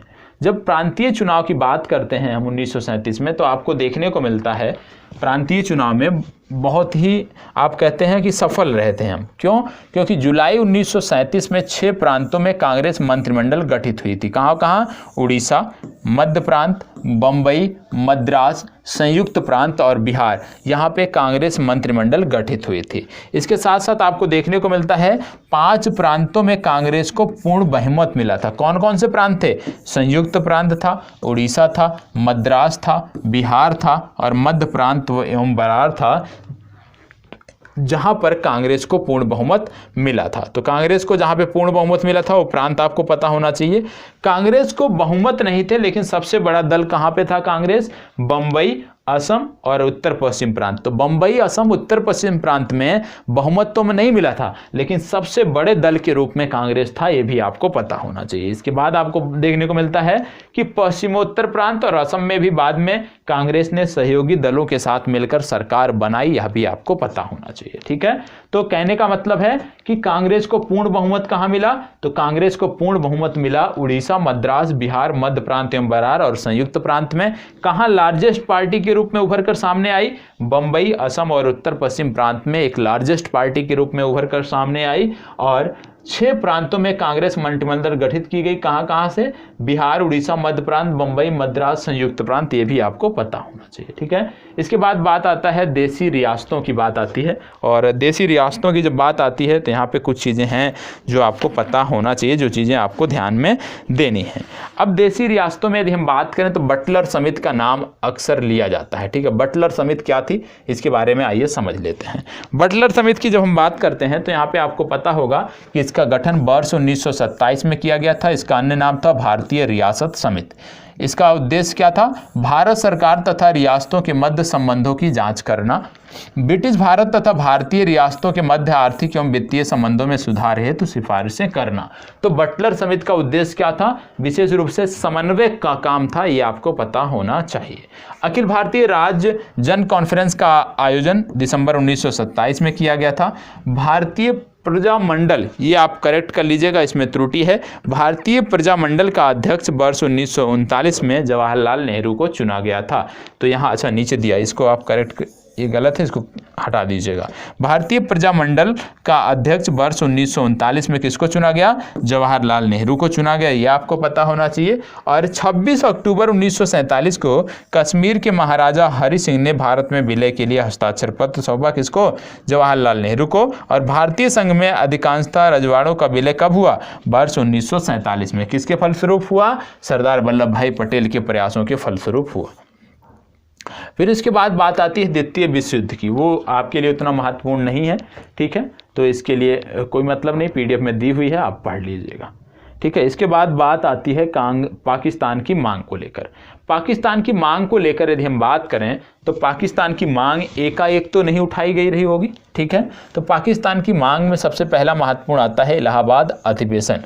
इलाहाबाद अधिवेशन में क्या हुआ? वर्ष 1930 में अध्यक्ष इसके चुने गए थे इकबाल, और इन्होंने अपने अध्यक्षीय भाषण में कहा था कि मुसलमानों के लिए एक पृथक देश की प्रथम बार एक निश्चित अभिव्यक्ति, मतलब इन्होंने मुसलमानों के लिए प्रथम देश की पहली बार अभिव्यक्ति की। और ये जो प्रथम अभिव्यक्ति थी ये कहाँ हुई? इलाहाबाद अधिवेशन में हुई, इकबाल के द्वारा ये की गई थी, आपको पता होना चाहिए। इसके बाद दूसरा अधिवेशन हुआ मुस्लिम लीग का, लाहौर अधिवेशन। ये मुस्लिम लीग के अधिवेशनों के बारे में हम बात कर रहे हैं।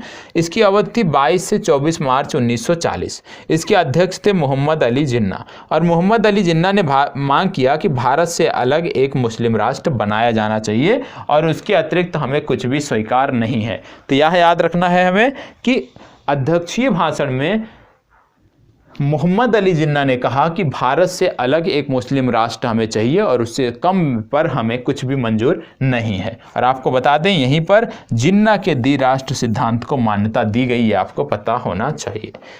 इसके बाद आपको देखने को मिलता है 23 मार्च 1943 को कि पाकिस्तान दिवस का आयोजन किया गया। इसके बाद बात आती है चौधरी रहमत अली। इनका भी नाम याद रखना है। क्यों याद रखना है, आइए देख लेते हैं। चौधरी रहमत अली की बात करें तो वर्ष 1933 में पाकिस्तान शब्द का सर्वप्रथम प्रयोग जो है वो चौधरी रहमत अली ने किया था। कैम्ब्रिज विश्वविद्यालय के छात्र थे और पैम्फलेट एक था now or never, or be to live, or perish forever एवर, ये पंपलेट इन्होंने छपवाया था और वहीं पे इसकी चर्चा की गई थी, ये आपको पता होना चाहिए। और चौधरी रहमत अली ने जो ये नामकरण किया था वो इन 5 इकाइयों के आधार पर पाकिस्तान का नामकरण किया गया था। पहला था बलूचिस्तान, दूसरा था पंजाब, तीसरा था north west frontier province Afghan प्रांत, चौथा था कश्मीर और पांचवा था सिंध। मतलब पाकिस्तान का जो नामकरण हुआ है इन 5 इकाइयों के आधार पे हुआ है, ये आपको पता होना चाहिए। जैसे आप देखते होंगे PAKISTAN, तो यहीं पे आपको सब मिल जाएंगे, ये आपको पता होना चाहिए। तो पाकिस्तान का नामकरण इन 5 इकाइयों के आधार पे हुआ है। सबसे पहले पाकिस्तान शब्द चौधरी रहमत अली ने गढ़ा था। इसके बाद बात आती है व्यक्तिगत सत्याग्रह की।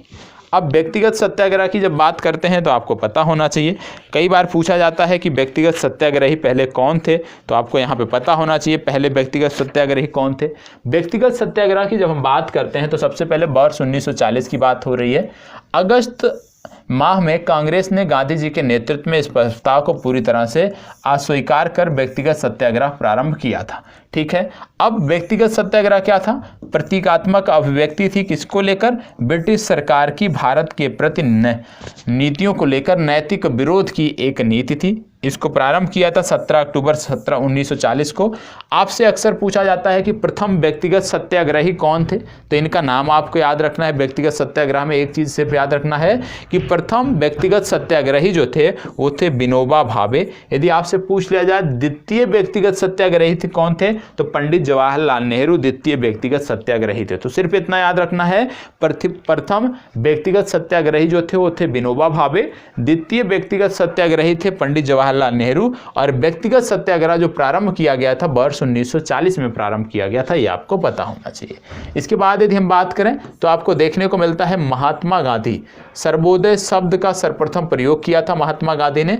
और विनोबा भावे की यदि हम बात करें तो सर्वोदय समाज की स्थापना की थी। ठीक है, तो याद रखना है कि सर्वोदय शब्द का सर्वप्रथम प्रयोग महात्मा गांधी ने किया था, लेकिन क्योंकि महात्मा गांधी से बहुत ज़्यादा प्रभावित थे विनोबा भावे जो कि प्रथम सत्याग्रही थे, और विनोबा भावे ने सर्वोदय समाज की स्थापना की। क्यों किया सर्वोदय समाज की स्थापना? गांधी जी के आदर्शों के प्रसार के लिए। तो यदि आपसे ये प्रश्न बन जाए कि सर्वोदय समाज का, सर्वोदय शब्द का सर्वप्रथम प्रयोग किसने किया, तो आप बताओगे सर्वप्रथम प्रयोग महात्मा गांधी ने किया। लेकिन यदि आपसे पूछ लिया जाए सर्वोदय समाज की जो स्थापना थी वो किसके द्वारा की गई, तो सर्वोदय समाज की स्थापना विनोबा भावे द्वारा की गई। क्यों की गई? महात्मा गांधी के आदर्शों को, महात्मा गांधी के विचारों को प्रचार प्रसार के लिए। ठीक है, इसके बाद बात आती है क्रिप्स मिशन की। ठीक है, अब बात कर लेते हैं क्रिप्स मिशन की। क्रिप्स मिशन की यदि हम बात करें तो इसके मुख्य बिंदु थे भारत के लिए आश्वासन कि किसी बाहरी सत्ता के अधीन हम नहीं रहेंगे, अब संविधान की बात, और विशेष रूप से निर्मित करने का अधिकार भारतीयों को मिले। युद्ध के बाद एक संविधान निर्मात्री परिषद का गठन किया जाए और संविधान निर्मात्री परिषद में ब्रिटिश भारत के प्रांतों और देशी रजवाड़ों को प्रमुखता से जगह दी जाए। तो क्रिप्स मिशन 1942 की अब हम बात कर लेते हैं। क्रिप्स मिशन 1942 की अब बात हो रही है। ठीक है, क्रिप्स मिशन 1942 में आपने देखा, जो फैक्ट मैंने आपको बताया कि क्रिप्स मिशन 1942 के मुख्य बिंदु कौन थे। क्रिप्स मिशन 1942 के मुख्य बिंदु थे कि भारत जो है अब उसको यह आश्वासन चाहिए कि अब हम किसी विदेशी सत्ता के अधीन नहीं रहेंगे, संविधान हमारा होगा जिसको निर्मित करने का अधिकार हमारा होगा, हम देशी रजवाड़ों के साथ मिलकर इसको निर्मित करेंगे, ये आपको पता होना चाहिए। अब आइए क्रिप्स मिशन देख लेते हैं, क्रिप्स मिशन था क्या, इतनी चर्चा होती है क्रिप्स मिशन की। तो क्रिप्स मिशन की जब हम बात करते हैं तो सबसे पहले आपको पता होना चाहिए क्रिप्स मिशन, इसके अध्यक्ष थे सर स्टैनफोर्ड क्रिप्स, और इन्हीं के नाम पर इस मिशन का नाम रखा गया था क्रिप्स मिशन। इसमें यदि हम बात करें तो संविधान निर्मात्री परिषद के गठन का उल्लेख है। संविधान निर्मात्री परिषद में भारतीय राज्यों का प्रतिनिधित्व हो, इसकी बात की गई है। वायसराय की नई कार्यकारिणी परिषद में भारतीय जनता के प्रमुख वर्गों के प्रतिनिधि शामिल होंगे, इसकी बात की गई है। और युद्ध के बाद डोमिनियन राज्य का दर्जा भारत को मिलेगा, इसकी बात क्रिप्स मिशन में की गई थी, ये आपको पता होना चाहिए। आप जानते हो क्रिप्स मिशन की यदि हम बात करें तो महात्मा गांधी ने इसको कहा था उत्तर तिथिय चेक व्यक्ति, तो यह भी याद रखना है। क्रिप्स मिशन को किसने उत्तर तिथीय चेक कहा? तो आपको याद होना चाहिए कि क्रिप्स मिशन को महात्मा गांधी ने उत्तर तिथीय चेक कहा था, ये आपको पता होना चाहिए। तो क्रिप्स मिशन भी आपको जानकारी हो गई होगी। क्रिप्स मिशन के साथ कांग्रेस के आधिकारिक वार्ताकार कौन थे? पंडित जवाहरलाल नेहरू और मौलाना अब्दुल कलाम आज़ाद, ये क्रिप्स मिशन के साथ जुड़े हुए थे। क्रिप्स मिशन से आप कह सकते हो कांग्रेस की तरफ से प्रमुख वार्ताकार के रूप में ये दोनों लोग थे। इसके बाद बात आती है भारत छोड़ो आंदोलन। भारत छोड़ो आंदोलन की यदि हम बात करें तो भारत छोड़ो आंदोलन स्वतः स्फूर्त जन विद्रोह का मुख्य केंद्र था। स्वतः स्फूर्त जन विद्रोह किन क्षेत्रों में देखने को मिला? बिहार के गया, भागलपुर, सारण, पूर्णिया, शाहाबाद, मुजफ्फरपुर और चंपारण में देखने को मिला। और यदि यूपी की बात करें तो आजमगढ़, बलिया और गोरखपुर में देखने को मिलता है। इसके बाद आपको कुछ भी याद रखने की जरूरत नहीं है। मतलब भारत छोड़ो आंदोलन की यदि हम तक पहुंच गए हैं और क्विक रिवीजन की यदि हम बात कर रहे हैं, आपने बेसिक से कुछ पढ़ रखा है और इस पीडीएफ से भी आप कर ले जाते हो, तो इसके अतिरिक्त कुछ भी आपको पढ़ने की जरूरत नहीं है। ठीक है, आगे बात करते हैं भारत छोड़ो आंदोलन के बारे में। विधिवत तो भारत छोड़ो आंदोलन की यदि हम बात करें तो कांग्रेस कार्य समिति की जो बैठक थी, यदि हम बात करें कि कब हुई थी कांग्रेस कार्य समिति की बैठक, तो आपको देखने को मिलता है कि 14 जुलाई 1942 को वर्धा नामक स्थान पे कांग्रेस कार्य समिति की बैठक हुई थी। यहाँ पे अध्यक्ष थे अबुल कलाम आजाद, तत्कालीन कांग्रेस के अध्यक्ष थे। इन्होंने एक प्रस्ताव पारित किया, क्या था? भारत छोड़ो प्रस्ताव पारित किया और इसमें भाग लेने वाले प्रमुख व्यक्ति थे मौलाना अबुल कलाम आजाद, महात्मा गांधी, जेबी कृपलानी, सरोजिनी नायडू, जवाहरलाल नेहरू, वल्लभ भाई पटेल, सैयद महमूद, प्रफुल्ल चंद्र घोष, जीबी पंत, डॉक्टर राजेंद्र प्रसाद, पद्मावती सीतारमैया। ठीक है, ये प्रमुख व्यक्ति थे जिन्होंने इसमें भाग लिया था और यहीं पर यह भारत छोड़ो प्रस्ताव पारित किया गया। तो याद रखना है, वर्धा में यह प्रस्ताव पारित किया गया था जिसके अध्यक्ष थे अबुल कलाम आजाद। इसके बाद आपको देखने को मिलता है अखिल भारतीय कांग्रेस कार्य समिति। इसमें क्या है? वार्षिक बैठक 7 अगस्त 1942 को हुई। कहां पर हुई? ऐतिहासिक ग्वालियर टैंक मुंबई में हुई। विशेष क्या था इसमें? वर्धा प्रस्ताव भारत छोड़ो की पुष्टि यहां पर की गई और 8 अगस्त 1942 को वर्धा प्रस्ताव स्वीकार किया गया। कुछ संशोधन किए गए लेकिन स्वीकार किया गया और घोषणा की गई कि भारत छोड़ो आंदोलन अब प्रारंभ किया जाए और भारत छोड़ो आंदोलन का प्रस्ताव यहाँ पे पारित किया गया। इसको प्रस्तुत किया था जवाहरलाल नेहरू ने, समर्थन दिया सरदार वल्लभ भाई पटेल ने और आलेख लिखा था गांधी जी और मौलाना अबुल कलाम आज़ाद ने। गांधी जी ने, नेहरू ने और मौलाना अबुल कलाम आज़ाद ने। ये आपको पता होना चाहिए। ठीक है, तो ये आपको पता होना चाहिए कि जब बात आती है भारत छोड़ो आंदोलन की, तो भारत छोड़ो आंदोलन में सबसे पहले आपको पता होना चाहिए कि वर्धा नामक स्थान पर कांग्रेस कार्य समिति की बैठक होती है और इस कांग्रेस कार्य समिति की बैठक की अध्यक्षता किया था अबुल कलाम आज़ाद ने। और अबुल कलाम आज़ाद ने क्योंकि यहाँ पे अध्यक्षता किया था और वहीं पर आपको एक प्रस्ताव पारित किया गया था जिसको बोला गया था भारत छोड़ो। और इस प्रस्ताव के बाद आपको देखने को मिलता है कि वार्षिक बैठक हुई। कहाँ पे? 7 अगस्त 1942 को। कहाँ पर हुई? ऐतिहासिक ग्वालियर टैंक बंबई में हुई। और यहाँ पे विशेष क्या रहा? वर्धा प्रस्ताव की पुष्टि की गई और 8 अगस्त 1942 को वर्धा प्रस्ताव स्वीकार किया गया और घोषणा की गई कि भारत छोड़ो आंदोलन अब प्रारंभ किया जाए। अब भारत छोड़ो आंदोलन का जो प्रस्ताव यहाँ पारित किया गया था, इसको प्रस्तुत किया जवाहरलाल नेहरू ने, समर्थन दिया सरदार पटेल ने और इसका आलेख लिखा था गांधी जी ने। गांधी जी ने आलेख लिखा था लेकिन इसमें सहायता की थी 2 लोगों ने। किसने? नेहरू, मौलाना आज़ाद के सहयोग से ये तैयार हुआ था। ये आपको पता होना चाहिए। तो ये तो हो गया भारत छोड़ो आंदोलन। अब भारत छोड़ो आंदोलन उनका तैयार हो गया होगा जिन्होंने पहले से कुछ पढ़ रखा रहा होगा। ठीक है, अब आंदोलन का प्रारंभ एवं प्रगति। भारत छोड़ो आंदोलन का प्रारंभ और प्रगति ये आपके लिए महत्वपूर्ण है। क्यों? क्योंकि जैसे ही इसका आरंभ होता है 9 अगस्त 1942 को जैसे आरंभ होता है, तुरंत ऑपरेशन 0 आवर प्रारंभ कर दिया जाता है और कांग्रेस के प्रमुख शीर्ष नेताओं को गांधी समेत गिरफ्तार कर लिया जाता है। आगा खां पैलेस में पूना में रखा गया है महात्मा गांधी, सरोजिनी नायडू को। अहमदनगर किला में जवाहरलाल नेहरू, अबुल कलाम आज़ाद, गोविंद बल्लभ पंत, सीताराम भैया और सैयद महमूद, जेबी कृपलानी को रखा गया। बांकीपुर जेल में रखा गया राजेंद्र प्रसाद। हजारीबाग में रखा गया शिव कुमार और रामानंद। आंदोलन में प्रमुख भागीदारी की यदि बात करें तो समूचे देश की रही। सर्वाधिक प्रभावित क्षेत्र बंबई, बंगाल, बिहार, उड़ीसा एवं मद्रास रहा। और स्वतः स्फूर्ति आंदोलन कहाँ रहा? शीर्ष नेताओं की गिरफ्तारी के बाद जो अभी आपने देखा कि बिहार के कुछ क्षेत्र और उत्तर प्रदेश के कुछ क्षेत्र थे जहाँ पे ये स्वतः स्फूर्ति के रूप में रहा। तो सबसे पहली बात कि कब प्रारंभ हुआ? 9 अगस्त 1942 को ऑपरेशन जीरो आवर तुरंत प्रारंभ किया अंग्रेजी सरकार ने, ब्रिटिश हुकूमत ने, और प्रमुख नेताओं को गिरफ्तार कर लिया गया। अब इनके जो कैद स्थल हैं इनके बारे में पूछा जाता है, इनके कैद स्थल के बारे में पूछा जाता है। तो इनके कैद स्थल के बारे में आपको जानकारी होनी चाहिए कि कौन से प्रमुख व्यक्ति को कहाँ कैद किया गया। जैसे आगा खां पैलेस में गांधी जी और सरोजिनी नायडू, अहमदनगर किला में जवाहरलाल नेहरू, अबुल कलाम आज़ाद, गोविंद बल्लभ पंत, बहुत सारे लोग थे।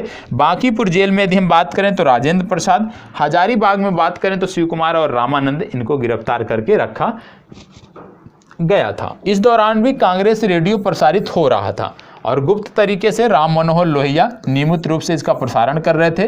भूमिगत तरीके से उषा मेहता इसका संचालन कर रही थी। और बाद में आपने देखा होगा कि जयप्रकाश नारायण भी जब जेल से भाग कर आते हैं तो इसी संचालन से जुड़ जाते हैं, कांग्रेस रेडियो से जुड़कर भारतीयों को जागरूक करने का प्रयास करते हैं। यहाँ पे एक पत्रकार थे लुई फिशर, जो कि अमेरिकी पत्रकार थे। इन्होंने भारतीय स्वतंत्रता की मांग की थी। महात्मा गांधी के जीवनीकार भी रहे हैं और भारत छोड़ो आंदोलन के दौरान महात्मा गांधी के साथ भी ये थे। तो यदि आपसे पूछ लिया जाए कि कौन से अमेरिकी पत्रकार महात्मा गांधी के साथ रहे हैं तो लुई फिशर इनका नाम है और ये भारत छोड़ो आंदोलन के दौरान भी महात्मा गांधी के साथ रहे हैं। ठीक है, अब कुछ महत्वपूर्ण तथ्य आते हैं जो कि भारत छोड़ो आंदोलन से जुड़ते हैं, उनके बारे में भी आपको पता होना चाहिए। जैसे कि करो या मरो का नारा किसने दिया? तो महात्मा गांधी ने करो या मरो का नारा दिया। भारत छोड़ो आंदोलन को 1857 के बाद का सबसे गंभीर विद्रोह किसने बताया? वायसराय लिन लिथगो ने बताया। ठीक है, भारत छोड़ो आंदोलन के दौरान जयप्रकाश नारायण कहां से फरार हुए थे? हजारीबाग सेंट्रल जेल से फरार हुए थे। 1942 में भारत छोड़ो आंदोलन से राष्ट्रीय स्वयंसेवक संघ क्या जुड़ा रहा? नहीं, राष्ट्रीय स्वयंसेवक संघ या जिसको आप RSS कहते हो वो कभी भी इस आंदोलन से जुड़ा नहीं रहा, इससे पृथक रहा। और भारत छोड़ो आंदोलन के दौरान बंबई में कांग्रेस सम्मेलन में गांधी जी का संबोधन क्या था? पद्मावती सीतारमैया के अनुसार वास्तव में गांधी जी उस दिन अवतार एवं पैगंबर की प्रेरक शक्ति से प्रेरित होकर अपना भाषण दे रहे थे। ये किसने कहा था? ये कहा था पद्मावती सीतारमैया ने। ठीक है, और इसके बाद आपको पता होना चाहिए बीमारी के आधार पर गांधी जी को रिहा किया गया कब? 6 मई 1944 को। ये भी आपको याद रखना है। ठीक है, तो ये तो बात होगी महत्वपूर्ण तथ्य भारत छोड़ो आंदोलन के बारे में। आपको पता होगा भारत छोड़ो आंदोलन के दौरान कई क्षेत्रों में समानांतर सरकारें भी बनाई गईं और जिन क्षेत्रों में समानांतर सरकारें बनाई गई उनके बारे में भी आपको पता होना चाहिए। जैसे कि सबसे पहले तलचर का क्षेत्र था, उड़ीसा में आता है, यहाँ पर समानांतर सरकार का नेतृत्व बनाया गया। बलिया उत्तर प्रदेश में आता है जहाँ पर चित्तू पांडे के नेतृत्व में समानांतर सरकार का गठन किया गया। इसके बाद सतारा आता है महाराष्ट्र में, यहाँ भी समानांतर सरकार का गठन किया गया और सतारा एकमात्र ऐसा क्षेत्र था जहां पे सबसे लंबे समय तक समानांतर सरकार बनी रही। ठीक है, इसके प्रमुख नेता थे YB चावनर और नाना पाटिल। तो कहने का मतलब यदि आपसे पूछ लिया जाए समानांतर सरकारें किन क्षेत्रों में बनी तो तलचर हो गया, बलिया हो गया, सतारा हो गया और तामलुक हो गया। ये 4 क्षेत्र आपको बताने हैं। यदि आपसे पूछ लिया जाए कि सबसे ज़्यादा समय तक सबसे लंबे समय तक कहाँ पे रही तो सबसे लंबे समय तक आपको बता दें समानांतर सरकार सतारा में रही, ये आपको बताना है। ठीक है, इसके बाद बात आती है तामलुक की। तामलुक की यदि हम बात करें तो इसकी अवस्थिति है मिदनापुर पश्चिम बंगाल में। अवध की बात करें तो दिसंबर 1942 से सितंबर 1944 तक की ये यहाँ पे सरकार रही और जातीय सरकार रही। तूफान पीड़ितों की इन्होंने सहायता भी की। तो कहने का मतलब है 4 प्रमुख स्थान थे, तलचर, बलिया, सतारा, तामलुक, जहाँ पे समानांतर सरकार स्थापित की गई। लेकिन सबसे ज़्यादा लंबे समय तक जो समानांतर सरकार चली, समानांतर सरकार बनी रही, वो सतारा में बनी रही, ये आपको पता होना चाहिए। ठीक है, इसके बाद बात आती है सुभाष चंद्र बोस और आज़ाद हिंद फौज। सुभाष चंद्र बोस और आज़ाद हिंद फौज की अब हम बात करेंगे और देखेंगे कि किस प्रकार से सुभाष चंद्र बोस और आज़ाद हिंद फौज की बात की जाती है। तो चलिए देख लेते हैं सुभाष चंद्र बोस और आज़ाद हिंद फौज के बारे में अब यहाँ पे हम बात करने वाले हैं। तो यहाँ पे आपको देखने को मिलता है सुभाष चंद्र बोस और आज़ाद हिंद फौज क्या है, सिंगापुर में स्वतंत्र भारत की अस्थायी सरकार आज़ाद हिंद सरकार का गठन किया था। सिंगापुर में स्वतंत्र भारत की अस्थायी सरकार आज़ाद हिंद सरकार का गठन किया गया था। कब किया गया था? 21 अक्टूबर 1943 को। किसके द्वारा किया गया था? सुभाष चंद्र बोस के द्वारा किया गया था, ये आपको पता होना चाहिए। अब सुभाष चंद्र बोस के द्वारा किया गया था, तो आइए सुभाष चंद्र बोस के बारे में कुछ जानकारी कर लेते हैं। सबसे पहले इनका जन्म 23 जनवरी 1897 को कटक उड़ीसा में हुआ था। स्नातक उपाधि 1919 में कलकत्ता विश्वविद्यालय से इन्होंने प्राप्त की थी। भारतीय नागरिक सेवा 1920 में ये उत्तीर्ण किए हुए थे। कांग्रेस के अध्यक्ष 1938 और 1939 में ये कांग्रेस के अध्यक्ष रहे, ये भी आपको पता होना चाहिए। ठीक है, कांग्रेस अध्यक्ष 1938-1939 में, और फॉरवर्ड ब्लॉक के ये संस्थापक भी थे, जिसकी स्थापना इन्होंने 1939 में की थी। विशेष क्या था कि 1943 में आज़ाद हिंद फौज की जो कमान थी वो इनके हाथों में आ गई थी। इनकी उपाधि क्या थी? इनकी उपाधि थी नेताजी की। देश नायक की इनकी उपाधि थी। देश नायक की जो उपाधि थी ये रविंद्रनाथ टैगोर ने सुभाष चंद्र बोस को दिया था, ये भी आपको पता होना चाहिए। तो सुभाष चंद्र बोस को देश नायक की उपाधि किसने दिया था? देश नायक की उपाधि दिया था रविंद्रनाथ टैगोर द्वारा। यदि आपसे पूछ लिया जाए देशभक्तों का देशभक्त, तो देशभक्तों का देशभक्त सुभाष चंद्र बोस को कहा था महात्मा गांधी ने। तो याद रखना है, महात्मा गांधी ने सुभाष चंद्र बोस को देशभक्तों का देशभक्त और रविंद्रनाथ टैगोर ने देश नायक कहा है, ये भी आपको इनके संदर्भ में पता होना चाहिए। ठीक है, इसके बाद बात आती है आज़ाद हिंद फौज के गठन की वास्तविक रूपरेखा। अब इसमें सबसे पहले आपको देखने को मिलता है, जब बात करते हैं आज़ाद हिंद फौज के बारे में, तो इंडियन नेशनल आर्मी के रूप में व्यवहारिक रूप से सैन्य इकाई के रूप में इसका गठन हुआ, ये आपको पता होना चाहिए। और गठन की यदि हम बात करते हैं तो मार्च अप्रैल 1942 में हुआ कैप्टन मोहन सिंह द्वारा, और औपचारिक घोषणा यहीं पर गठन की गई। इसके बाद आपको देखने को मिलता है जून 1942 बैंकॉक सम्मेलन, यहाँ पे प्रस्ताव रखा गया, क्या? काउंसिल ऑफ एक्शन के गठन का प्रस्ताव रखा गया। और काउंसिल ऑफ एक्शन के जो गठन का प्रस्ताव था, इसकी प्रतिनिधित्व समिति थी, और इसके प्रतिनिधित्व समिति में यदि हम बात करें तो इसके जो प्रदत्त अधिकार थे वो थे इंडियन इंडिपेंडेंस लीग के मध्य समन्वय तथा अधीक्षण।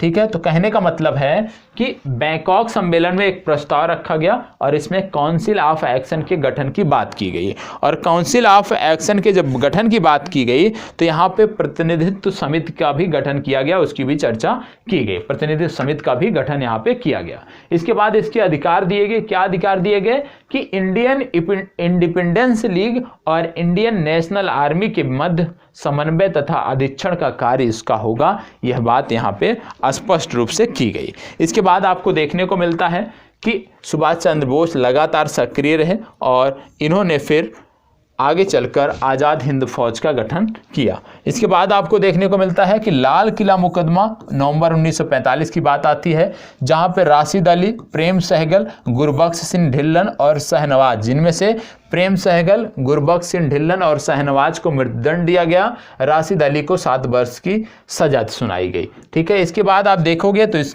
आज़ाद हिंद फौज बचाव समिति का भी गठन किया गया, जिसका नेतृत्व किया भूलाभाई देसाई है। और आज़ाद हिंद फौज बचाव समिति का उद्देश्य था कि लाल किला मुकदमा में जो लोग संलग्न हैं, जो लोग संलिप्त हैं, उनको किसी भी तरह से उनका बचाव किया जाए। इसके प्रमुख रूप में यदि देखें तो तेज बहादुर सप्रू, कैलाश नाथ काटजू इसके प्रमुख थे। और सदस्यों में यदि हम बात करें तो अरुणा आसिफ अली और जवाहरलाल नेहरू भी इससे जुड़े हुए थे, जिसका उद्देश्य था कि लाल किला मुकदमा में जिनको सजा सुनाई गई है उनको बचाया जाए।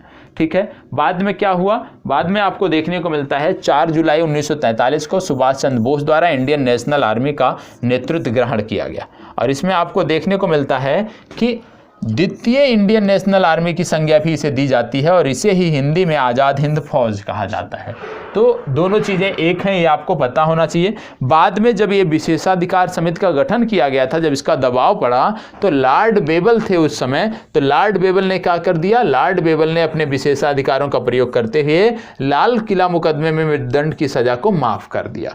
तो जब इनके द्वारा बचाव समिति का गठन किया गया, आज़ाद हिंद बचाव समिति का गठन किया गया, तो आज़ाद आज़ाद हिंद फौज बचाओ समिति के प्रयासों के फलस्वरूप लॉर्ड वेवल द्वारा मृत्युदंड की जो सजा थी उसको माफ़ किया गया और उनको मृत्युदंड से बचाया गया। इसके बाद आपको देखने को मिलता है कैबिनेट मिशन। कैबिनेट मिशन की बात करें तो 1946 में ये भारत आया था, 24 मार्च 1946 की बात है। और कैबिनेट मिशन जो शिष्टमंडल इसका था, इसकी यदि हम बात करें तो इसके एक अध्यक्ष थे, जिसके अध्यक्ष का नाम था लॉर्ड पैथिक लॉरेंस, ये नाम आपको पता होगा, ठीक है। इसके बाद यदि हम देखें तो इनको भारत मंत्री की पद मिली हुई थी। इसमें सदस्य कौन से? स्टेफोर्ड क्रिप्स और ए.बी. अलेक्जेंडर इसके सदस्य थे, जो ए.बी. अलेक्जेंडर नौसेना मंत्री थे और स्टेफोर्ड क्रिप्स जो थे ये बोर्ड ऑफ ट्रेड के अध्यक्ष थे। तो जो कैबिनेट मिशन भारत आया था उसमें कुल 3 सदस्य थे, एक अध्यक्ष और 2 अन्य सदस्य थे, ये आपको पता होना चाहिए। कैबिनेट मिशन ने सुझाव क्या दिया? त्रिस्तरीय शासन व्यवस्था का इन्होंने सुझाव दिया और प्रस्ताव के प्रमुख बिंदु क्या थे? मुस्लिम लीग की पाकिस्तान की मांग को अस्वीकृत कर दिया गया यहाँ पे, और भारत एक संघ होगा और संविधान सभा के गठन की बात यहाँ पे की गई, ठीक है। तो आज के लिए इतना ही, क्योंकि बड़ा शोर हो रहा है, कुछ काम चल रहा है संस्थान में जिसके चलते चीज़ें डिस्टर्ब हो रही हैं। तो आज के लिए इतना ही, कल की कक्षा में इसी के आगे हम बात करेंगे और अन्य फैक्ट के बारे में हम जानेंगे, देखेंगे। चलिए इसी प्रकार हमारे साथ बने रहें। धन्यवाद, बहुत बहुत आभार।